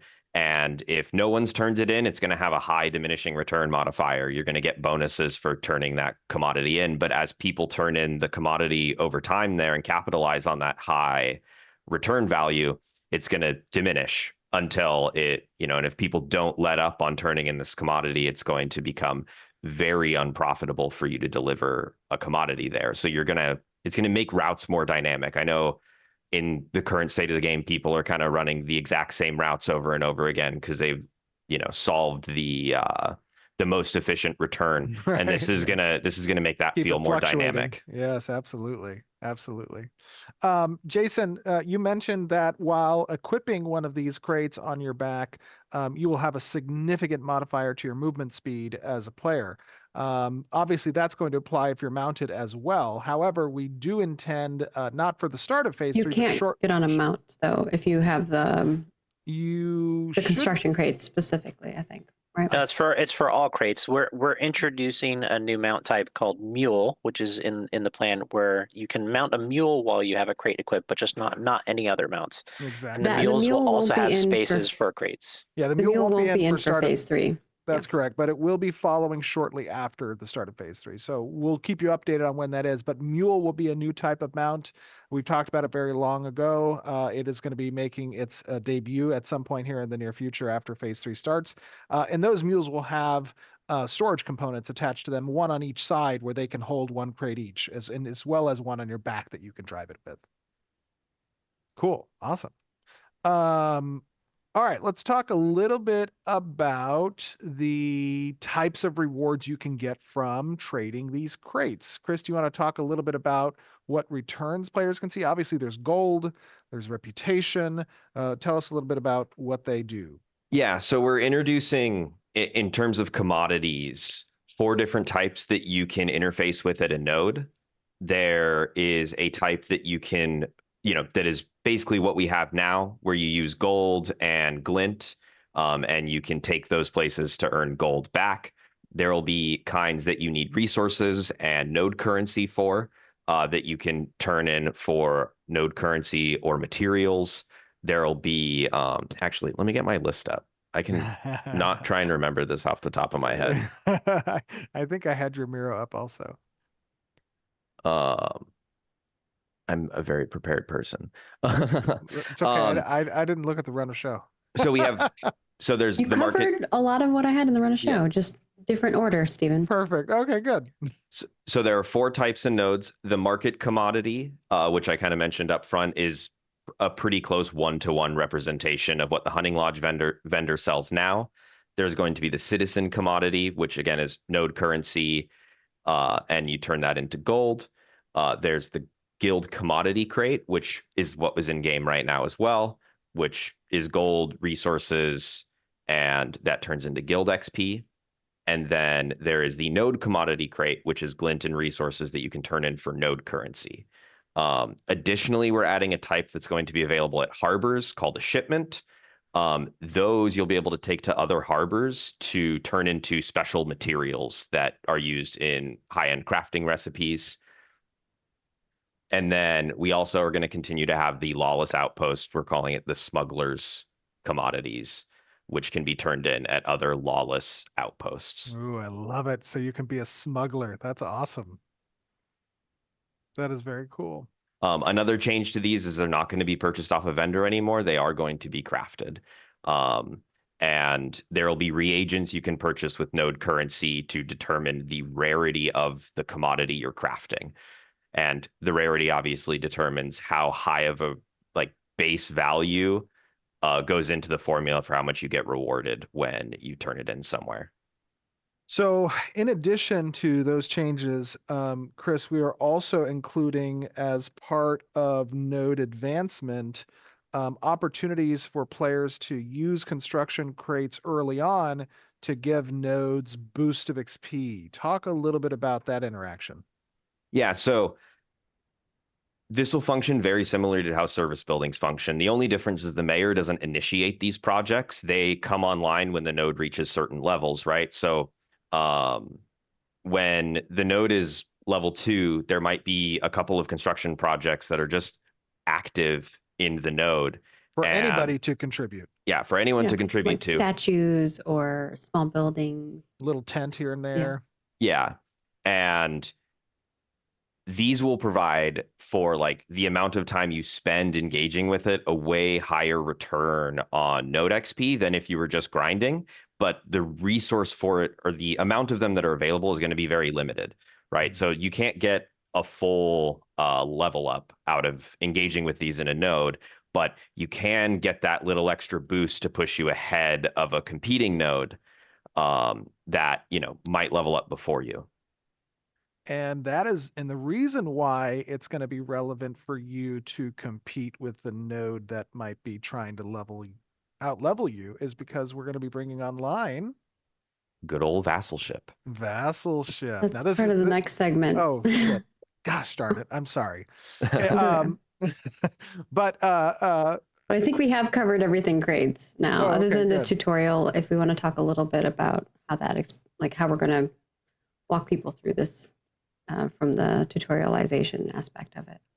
Yeah, I mean, this will be primarily quest driven. When you get to a node that has the ability, that has some of these active, you'll be able to take a quest that will kind of take you on the path to learn how to engage with this system. Pretty straightforward. Very cool. Mm-hmm. I gotta say that for phase 3, this is the most exciting system in my opinion. It is going to be a very different feeling game with the crate system in place. It's something we've always obviously planned for, but it takes a lot to stand up these features. And Jason, Chris, you guys and your teams have been doing a great job in standing it up. I will say it looks great already. I know that we're not showing some examples of the gameplay here yet, but you guys will be experiencing this very soon on the PTR before our August 4th phase 3 launch. So very excited. All right. With that, we are going to swap over to talk about nodes, PvP, and guild systems. We've got a lot more information, so hopefully y'all brought your snacks. Thank you, Jason, for joining us. We're going to take a short break, let Jason part ways, and then we will head on into the next segment.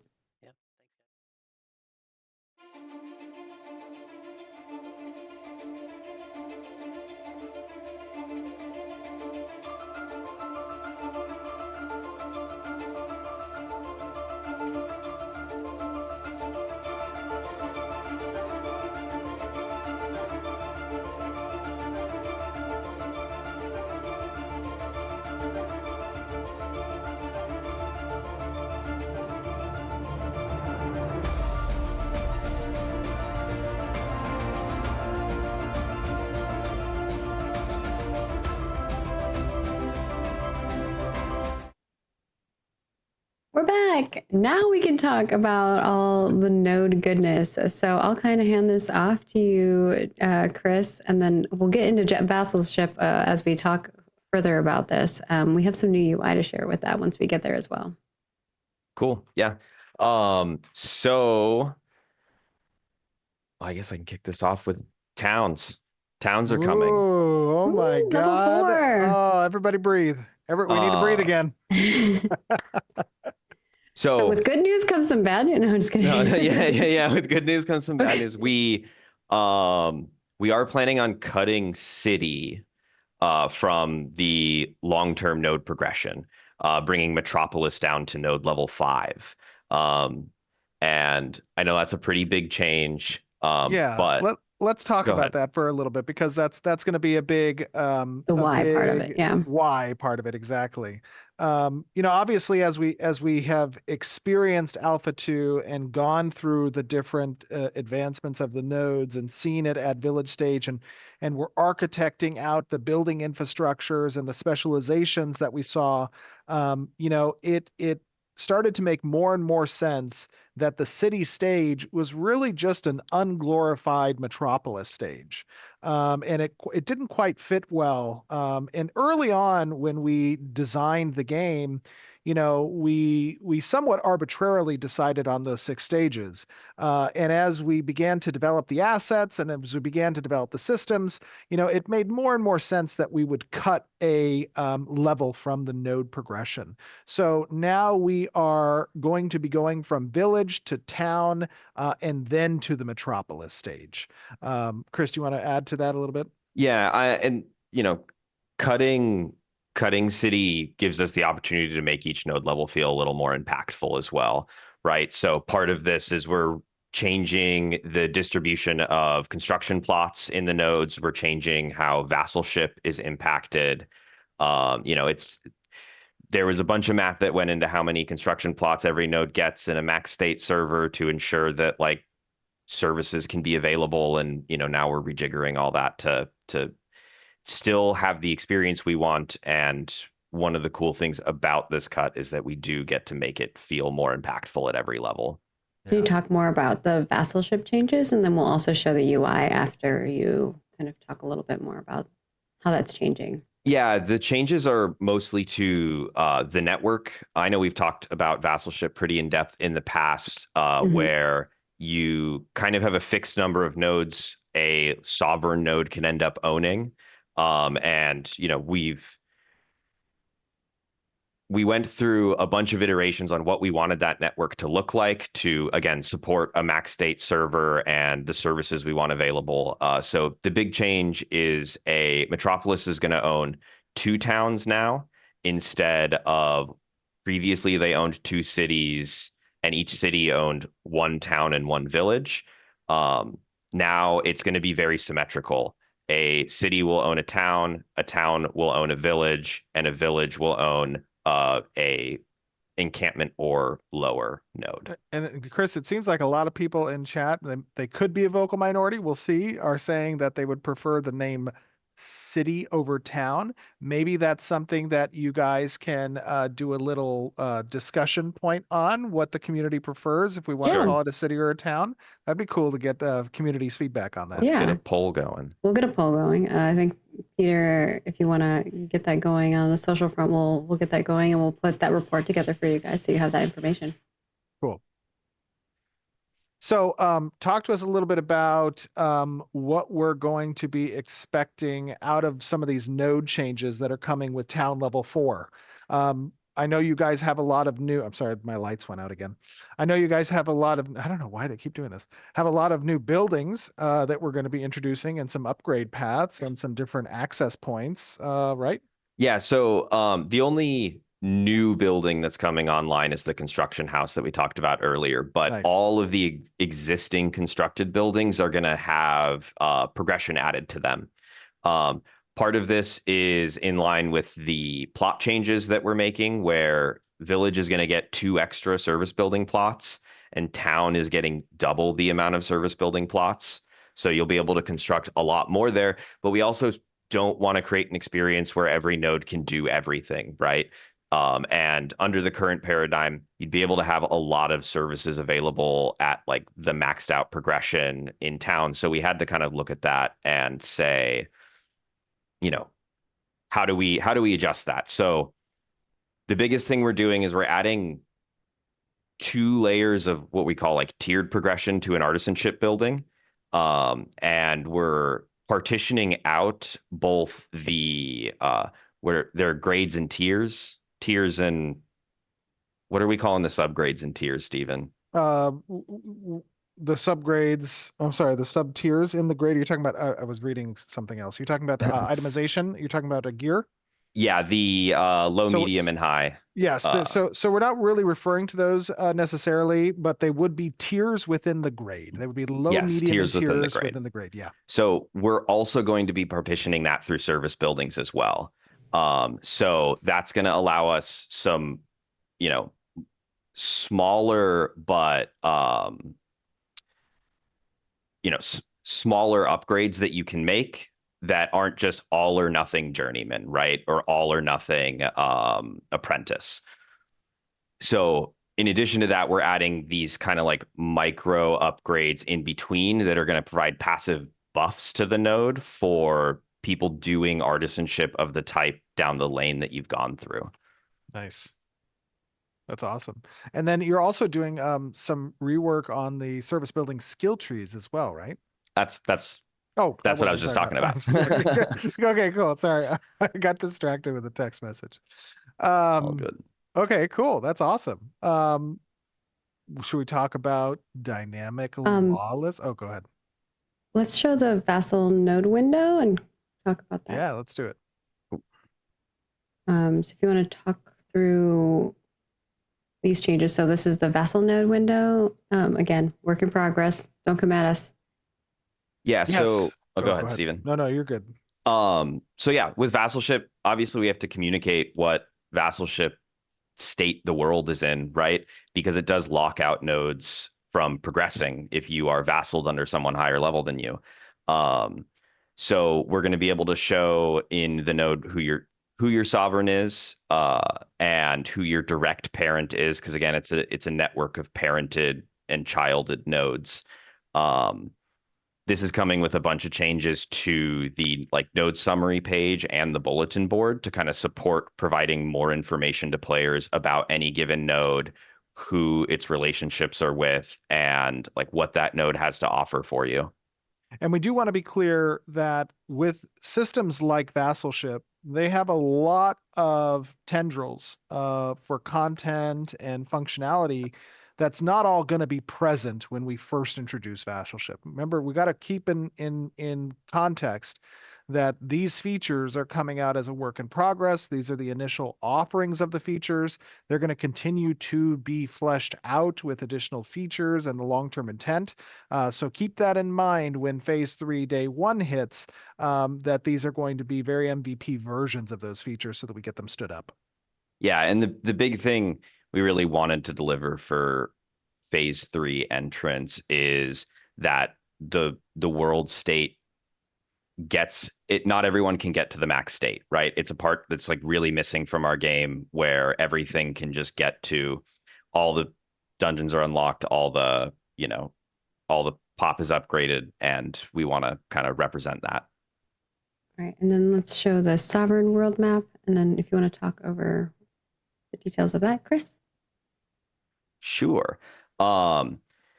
Yeah, so basically, again, we want this information to be readily available to players. So when you hover over a node, it's going to show you what that network actually looks like, going from the sovereign to all of its children and its children's children. Should be a pretty simple interface to engage with. Yeah, Awesome. it's gonna give people context for who their sovereigns are. Eventually, you're gonna see what node type that sovereign is, the types of benefits that sovereign's providing your node, and vice versa. There's gonna be a lot of information to be had on those screens. All right. Now, Stephen, we can move on over to the dynamic lawless POIs. Goodness. Okay, my goodness. We know we've heard a lot of outcry about lawless action. So here you go. We've got some goodness planned for y'all. Well, So we have always historically spoken about these, as I refer to them, the open world battlegrounds. However, I believe we're calling them dynamic lawless POIs. Um, and Chris, do you want to talk a little bit about this approach? So as a PvP junkie myself, I'm very excited for this. Basically what this is going to be is on a rotating schedule, POIs in the world are going to become lawless for a period of time. While it's lawless, there will be better reward tables on the monsters in that POI. There'll be like XP benefits. So you'll want to be incentivized to go to these lawless POIs while they're up to get to get those rewards, but obviously with the increased risk of people are going to kill you. And this also allows it to keep it kind of fresh. It'll be you won't always be in the tropics if you want to do PvP now, right? You can go to other places. Yeah, and this ties in both to our dynamic world, right? Where you can see things fluctuate. You can see named bosses spawn during these moments or off moments, right? Might be during the non-lawless territory that a certain boss is up or during the lawless territory that the boss is up. And you're going to be notified. You're going to have advanced warning that these lawless periods are coming. So it's just not going to happen, on top of you. It is going to be something you're aware of, and that if you choose to log out in those zones, you know that you might log in and it could be a lawless area. Yeah, the plan right now. There'll be a global announcement that will let you know. Yeah, exactly. The plan right now is that there's a spin up time, right? So what'll happen is we'll get an hour of spin up where nothing is lawless. We will get then a few hours of that space being lawless, and then it will go back into a spin up time for a new area. Yeah, and this is going to be opportunities, I think, for, obviously different guilds, different player groups to try to contend for those advanced either resources or broader reward tables, including higher experience, unique drops that are opportunistic within those areas. And there might even be resource nodes that spawn in these periods of time that could include things like relics or crates that can be resourced out and spawn in the world in these locations to take back to your nodes. Very cool. This is exciting. Yeah. Cool. Anything else you want to add a note? I think just so folks know that like when it does switch over, everybody in that area will be flagged as combatants. Yeah. Yeah. Standard lawless approach. You will receive flagging, and there are some changes that are coming to player flagging. Oh, am I getting ahead? I am getting ahead. I have it. Unless there's more to unless we have more to the dynamic lawless stuff that you want to talk about, we can. The dynamic law stuff is pretty straightforward. I think Stephen can talk about the. Yeah, we can move on to PvP flagging. You're good, Stephen. No, I don't want to steal the show. You got it, Chris. Talk to us a little bit about PvP flagging and corruption. I think I was going to cover this part. Oh, my bad. Go ahead. No, you can cover it, Stephen. Okay, sure. Okay, so we have met and we've chatted a little bit about some of the friction that occurs from the control schema with our PvP and flagging, and we are doing some pretty significant changes to the PvP flagging system that Brian Ferguson has been a part of developing in conjunction with our PC team. So the flagging controls are going to be a little bit more intuitive now, especially by default. It's going to hopefully diminish corruption baiting as a result of that, or flag baiting.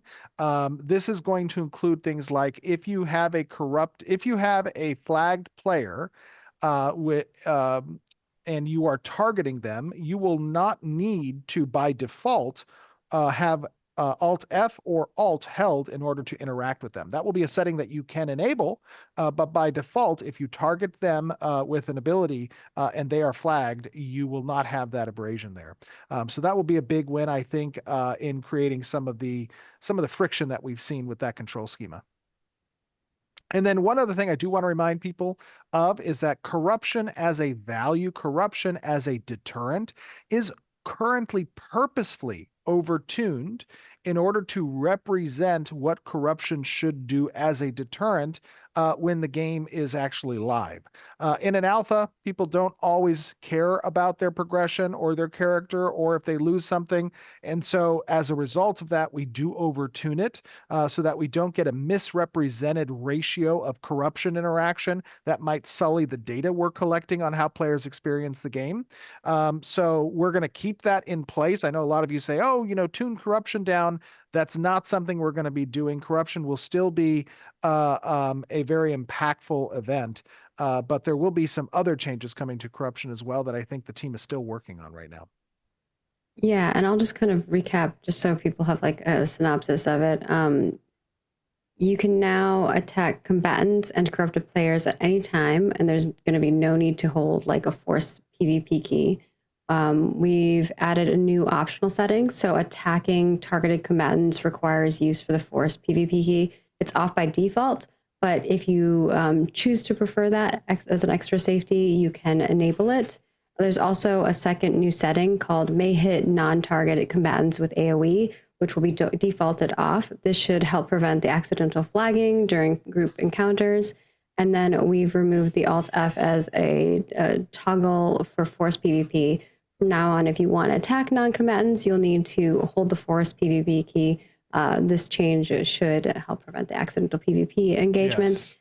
And then Yeah. we've also made, oh, go ahead, Steven. Just to comment on that point, we were noticing that by providing a toggle for the force PvP function, that we were creating environments where players might forget that, they might think it's required, and they engaged in PvP in a non-intentional manner.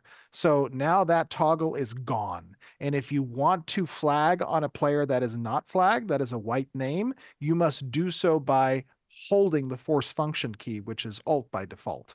That should prevent that confusion to a degree. You can also turn these things off in the setting. Like you can adjust the settings if you want. This is just for what will be the default settings. That's correct. You can adjust the settings. So if it's not something that you want to enable, and I think then there's you some can keep people those in things chat. active. I think there's some people in chat that are misunderstanding. Yeah. So if a player is a white name, that means they are not a combatant. They have not engaged in PvP. If you want to hit that player, you will go red if you kill them. Okay. And we don't want Alt F to give you the freedom of attack against them. We want that to be a conscious decision. If you're going to activate an ability against a white player, you hold Alt. Now, you can turn that off as a setting. You can just have, if you have the person targeted, that you will always attack them if you activate an ability against them. But I don't recommend it because you'll definitely go red.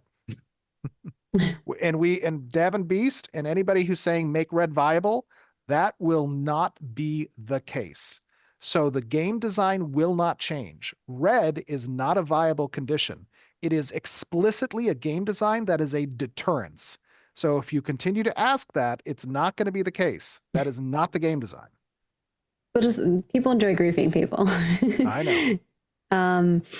The next thing here is, remember, just be clear. You do not have to think that it is a good design. We are not building this game for everyone. If you want a free open PvP game, that is not Ashes of Creation. We are a PvX game.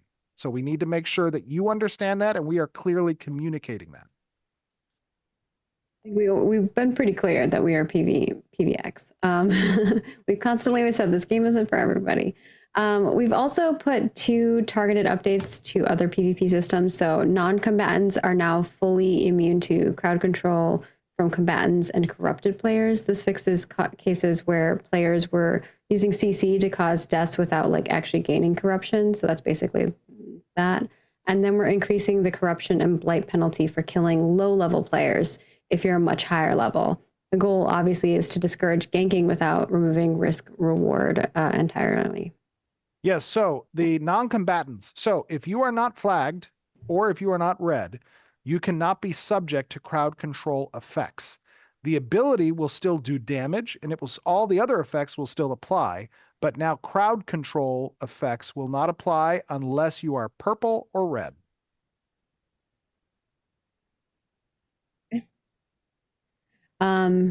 That is that section. And of course, we'll hear you guys' feedback. We'll see how it plays out, obviously through testing.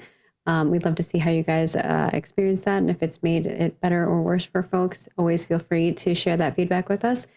Now let's go into guild progression updates. There's a lot of people asking for guilds. There's one other thing. I'm so sorry. Okay, go for it. One other thing.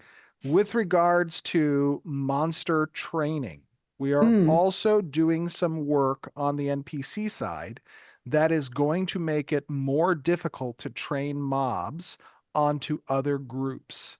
And the way we're doing that is by party affiliation. So if you're not in the party that you initially pull the mob in, you are going to require a slightly higher threshold in order to pull aggro off of the target. So it's not going to solve all the problems. There will still be an availability for you to potentially be trained. You have to be cognizant of your surroundings. You have to watch, not AoE a lot if somebody is trying to do this. However, their ability to do it will be significantly degraded with these changes, and it will be something that we're going to be testing as part of our PTR. Cool. Now we move on to guild progression updates. Thank you, Stephen. I did not have that listed on here, but that's a good one to note. Yep. So let's talk about the guild changes that are coming. Obviously, a lot of folks have been wanting to see what these things are. They're curious how we're going to make some changes. There's been a lot of opinions on the current state of progression of guilds. And obviously, after that, we'll talk a little bit about guild storage, which I know has been a big thing. So hold through us. We're going to talk about progression, and then we'll get into storage. So if you want to take us through the changes that are coming, Chris. Yeah, so we'll start with guild progression first. You know, kind of the simple, easy things we are gonna do are do a rebalance to XP for guilds, right? Currently, like getting your first couple of levels as a guild is monumentally difficult and costs a lot of gold, and we want to kind of rebalance that curve to make the earlier levels more convenient to get, but the harder levels still require a big grind. The other thing we're going to change is instead of it being a skill tree, we're going to move towards a more point spending system, right? Where the options you have are flexible. So if you get a point, you can spend it on a thing. You're not necessarily gated by a progression track on which thing you spend it on, but every few levels, we will give you access to a special kind of point. That special kind of point will let you specialize into, you know, what you really want your guild to target doing. You know, it could be guild size if you want to be a little more Zergy. It could be player stats for combat. We eventually want to add in like PvE and PvP bonuses to this track. And then the initial points you're getting are more utility stuff, right? They're expanding your storage size, crafting benefits, stuff like that. Yeah, I know that this has been have we talked about guild storage? That's the next That's going to be next. Oh shit. I'm so sorry. We're also changing kind of the guild XP curve a bit. That you kind of talked about that a little bit. Yeah. Yeah, like I said, we're trying to make it a little bit easier to get your first couple of levels, to get your feet wet with the system, because it is a massive cliff to kind of get your first level and a huge gold investment. And then long term, do you want to talk a little bit about like the weekly guild tasks and some of those things? So right now, really, there's only two avenues to earn guild experience. One is through drops that you can craft into guild XP consumables. The other is through the guild commodities. We not necessarily for the entrance of phase 3, but you know, during phase 3, we want to introduce like weekly guild activities that the guild leader can select, almost like mayoral commissions, but not exactly. What it's going to be like is mayors are going to get guild leaders are going to get a fixed number of these to choose from. When they choose it, guild members don't have to accept it. They just are passively contributing to it based on whatever the activity is. So if it's kill 500 goblins, then, you know, anyone who kills a goblin in your guild will contribute to this thing. And when it's completed, your guild will earn a boost of XP. And you'll also get some personal rewards as well for assisting, right? Exactly. Exciting. Now we move on to guild storage, which I know is the thing that everybody wants to know about. There are going to be, there's a section of this where we're going to talk about what is going to be available at the start of phase 3 entrance. And then there's a bunch of stuff that we're going to talk about that will be post phase 3 that are long-term plans for us. But we know that folks will want it. So we want to make sure that we're prefacing these things are coming. We're aware of that. You'd want those things along with it. So go for it. Cool. Yeah. Guild storage, both item and material storage is what we're targeting for the beginning of phase 3. Item storage is going to work very similarly to the way player item storage works. It's global. You can access it at various nodes wherever there's a warehouse guy, basically. Material storage is going to function a little differently, though. You are not going to get a base material storage at every node like you do as a player. Your guild will have to choose a node to utilize their material storage at. So it'll force you to kind of localize your guild in a space, and eventually, long term, we're going to introduce the ability to open more of those through progression.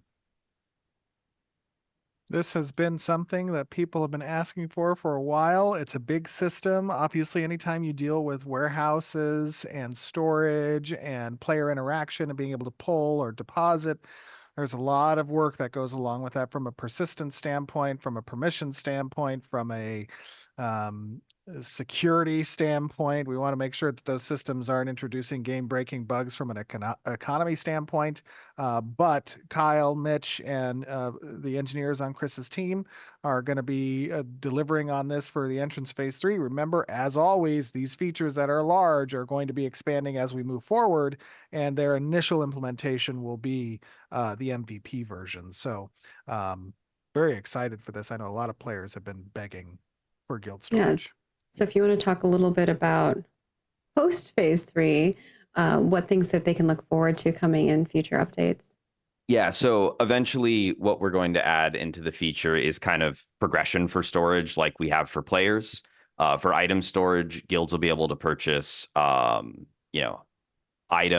chunks is what we call them. So a series of slots to add to your item storage. The way these will be purchased is there will be nodes in the skill tree you can spend to get the ability to unlock that. And then the guild will have to spend some amount of gold on top of that to expand the item storage. Material storage will work pretty much the same as it does for players as well. You'll buy new tabs, but you will have to unlock those through the skill tree and then spend gold on them. The material tabs will function, like I said, pretty much the same as players, where you can specialize them for different types of materials. And then once we start adding features like patron guilds and guild housing and stuff like that, then you'll get additional storage through there as well. Absolutely. Very cool. Very exciting. Oh, and then in the future, you'll be able to relocate a material tab, right? So if your tab is empty, your guild leader can close it out, get the tab points back, and then move it elsewhere if you want it. Yep, exactly. And I know folks are curious about the guild housing and freeholds and how they'll play a role in everything. I don't know if you want to talk further about that. It more just you'll be able to craft and make furnitures that will, give you access points to storage and give you additional, storage capabilities as you decorate those spaces with those things. Yeah, and guild baronies and castles will offer their own material tabs and item storages as well, which is cool. So I know folks are excited about that stuff as we move further.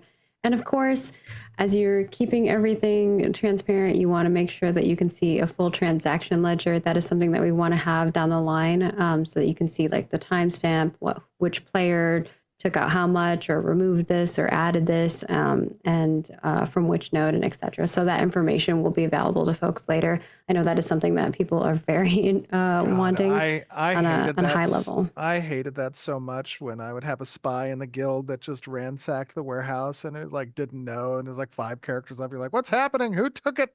You had no idea.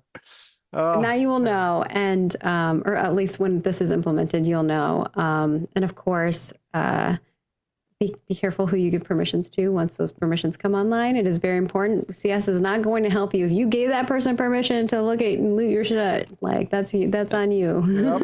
And we will have the So- data to verify it. Yeah, we'll know that you gave them the permission to do the thing and now they have access to it. So if someone finds a bug around that, then that's different then, obviously.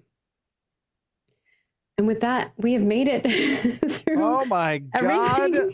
How I told long you have it we was been gonna be doing long. this? Is this our longest stream yet? 2.5 hours? Our last one was 2.5 as well. Oh my goodness. We're not But even this one's going to be done. longer because we still have Q&A. Holy smokes. There are a lot of questions here, How so I about don't think that- we're going to get through all of them, but we'll grab a few. So the first one here is Summoner still expected to drop on August 4th? I don't think we've ever said that Summoner was going to drop on August 4th. That was never I said. don't think we ever said it either. I think it was just an assumption. However, I will say that no, the summoner will not be ready by August 4th. The summoner obviously as an archetype has a lot of additional constraints from an engineering feature perspective. Oh, Steven did on Twitter? Oh, did I? Did I do it on Twitter? What did I say on Twitter? I don't think we ever said it. We made First of all, you Twitter doesn't exist. It's called X. X. There's already a hole in your claim. No, I don't know. Maybe I did. If I did, it's not going to be on time. But it will be continue to be worked on. There will be some PTR testing for it. My expectation, my personal expectation, of course, this is a work in progress and it might be delayed. It depends on what bugs we have that we might need to remove resources for. But my expectation is that it's not going to land on the Alpha 2 environment until sometime in September. Just know I think I that had it on is- October on my marketing timeline. Oh, okay. So Oh, Steven's- last I was told Steven's by might be production in September. September. We'll see though. Last I was told was October from production. So production, where are you at? No, But I will say it's coming along very well. There's a lot of work that's necessary for it to get rounded out on the engineering side. So we got to be patient about that. The engineers are doing the Lord's work. So well done on them. But yeah, it's they're gonna doing be a lot fun of work. class. We talked about the pet system last time around. There's been some work that's going on with that, which has been really cool. So there's definitely work happening these next 2 months in regards to Summoner. There's a whole slew of people who are focused on it. It's just a lot of moving pieces when it comes to, Yeah. I mean, every animation. And if you think about all the pets that are included with that, it's a Oh, whole it's behavior definitely system. the most labor intensive archetype, that's for sure. It's why it's last in the primary archetypes. The next here is, we got a lot. So We have a lot. Let's grab the top 5 yeah, I'm gonna. of your choice. Okay, let's see. Steven's coming with a Because I haven't gone pee since like 6 a.m. and dynamic gridding update. If we can give an update on that. Dynamic gridding is going to be tested on the PTR in the first week of July. So you guys will be the first players ever anywhere to test a dynamic gridding network layer. How exciting is that? Expect it to have some bugs. Expect it to have some problems. That's okay. We're going to fix it. But that is going to be the first week of July, and that's going to be a pretty awesome time. The next one is, do changes to node stages mean there will be more metropolize in the world? Metropoli. I don't I think don't so. know. Is it That right, metropolises? Chris? Metropoli? Yeah, I don't there know. will not Still be only more 5. metropolises. Metropolis. Is it metropoli? Metropolis? I think it's I don't whatever know. you want it to be. Metros. Metros. There will not be more metros. Yeah, there will There not you be. go, There there will you still go. only be 5 in a max state world. And when will we see different node types and the different ways to acquire mayorship with them? Phase 3. Sometime in phase 3. Unknown at this point. We are still working on that. Scope hasn't been completely defined. We don't know where MVP is going to live really for that quite yet. So you will get updates on that as we move into phase 3. All right. And then the next one we will see. Will artisanship armor also have set bonuses that are proc oriented with like gathering and processing and crafting options? It's possible that the artisanship gear may contain those types of bonuses. We'll see what Econ wants to do there. But armor sets will not have artisanship procs. All right. There's your 5. Sorry, guys. There were a lot. There were like 17, but I know there's a lot of questions. There's a lot of thoughts. Obviously, we'll have a feedback thread that will go up about this over on the live or over on the forum. So definitely share your feedback or share your thoughts about the live stream over there. And we'll, check that out and have some information for you going forward in the future. Join us over in Alpha 2. Obviously, we'll have our Alpha 2 Shoal Realm up for you guys during normal, like Thursday through Monday action, but we'll also be joining us on PTR. So all Alpha 2 members will be joining us on PTR starting July 1st. We'll send an email out to everybody. There's going to be a lot of testing happening, a lot of direction. We're going to be running some fun events on PTR as well as on the Alpha 2 Shoal Realm. So stay tuned for some fun things of that sort, especially the realm close. When we close Shoal at the end before phase 3, we're going to have a big celebration. So that'll be fun. We hope you guys will join us as we launch phase 3, which is exciting. It is very exciting. I do want to add one additional thing before you go through the exit here. I know that there's been a lot of conversation in the community and from some of the content creators about the state of Alpha 2.5, the phase 2.5. And with regards to our communication, I do want to say that there is a balance between the focus that we give towards development and the focus that we give towards our sharing of that development. And you will likely have noticed after this live stream that we have been pretty heads down in creating what is necessary from a content and feature perspective for a successful phase 3 launch. And there's a lot to be excited about. I think you guys know that from the stream, having seen and heard our developers talk about what's coming at the entrance of phase 3. You're going to have an opportunity to experience that in PTR. I do want to appeal to you, our closest audience, to help others who perhaps might be a bit less informed in understanding that, what we are providing in this testing session, although it may feel very close to a game and at times it's very fun. And I know that there are a lot of people who are very invested in what we've been providing in Alpha 2, but it is not there yet. We are still actively building this thing, and there are still a lot of outstanding features and content that we are attempting to deliver on. And sometimes that means we need to be heads down. And there is obviously a balance that needs to occur between what is supporting the active live testing environment and what is supporting the future focus of deliverables. So I want to extend to you guys an opportunity to help others have a little bit of patience as part of this process. We are human beings behind the screen. There are very passionate developers that are here because they love the genre, they love our community, they love you guys, and we're trying to deliver something that's going to make you proud and make us proud as well. So as the proverbial saying goes, let us cook. You guys are going to see something that I think is going to be a lot of fun for the entrance of phase 3, and it's only going to get better from here. So very excited. I feel like I need to do like the snapping, for that. I think all of us here at Intrepid resound with that, Stephen. We are very, very happy to have you guys joining us, and any help that you can give us along the way is appreciated. Head on over to our forums, toss us feedback, forums.ashesofcreation.com. We'll have quite a few, threads that are going to be spun up over the time period about various different topics. We'll be asking for feedback via surveys, via our Discord. So please be active in those spaces. Thank you so much for joining us today. For those of you who had joined us live, for those of you who joined us over on YouTube, we appreciate you taking your time and spending your time listening to us yammer on about the wonderful project that we're working on. Of course, to Corey and Jason and you, Chris, for your time here. We know that you guys have a lot of work to do, and so we're taking you away from that. And of course, Steven's schedule was leaked by himself. And as you can see, he's very busy. It's hard to get his time. So follow us in all of the places. The video will be over on YouTube as soon as we get it up there. Twitch should be as soon as we end. And of course, if you leave a comment on our YouTube, make sure you're a public subscriber. we may spotlight your comment in our next YouTube video. So stay tuned for that. And then, of course, follow us on all the places: X, Facebook, Instagram, everywhere. We are Ashes of Creation. We hope to see you in the future, and we'll see you next month. We're going to be working really hard to make phase 3 for you guys. So appreciate y'all.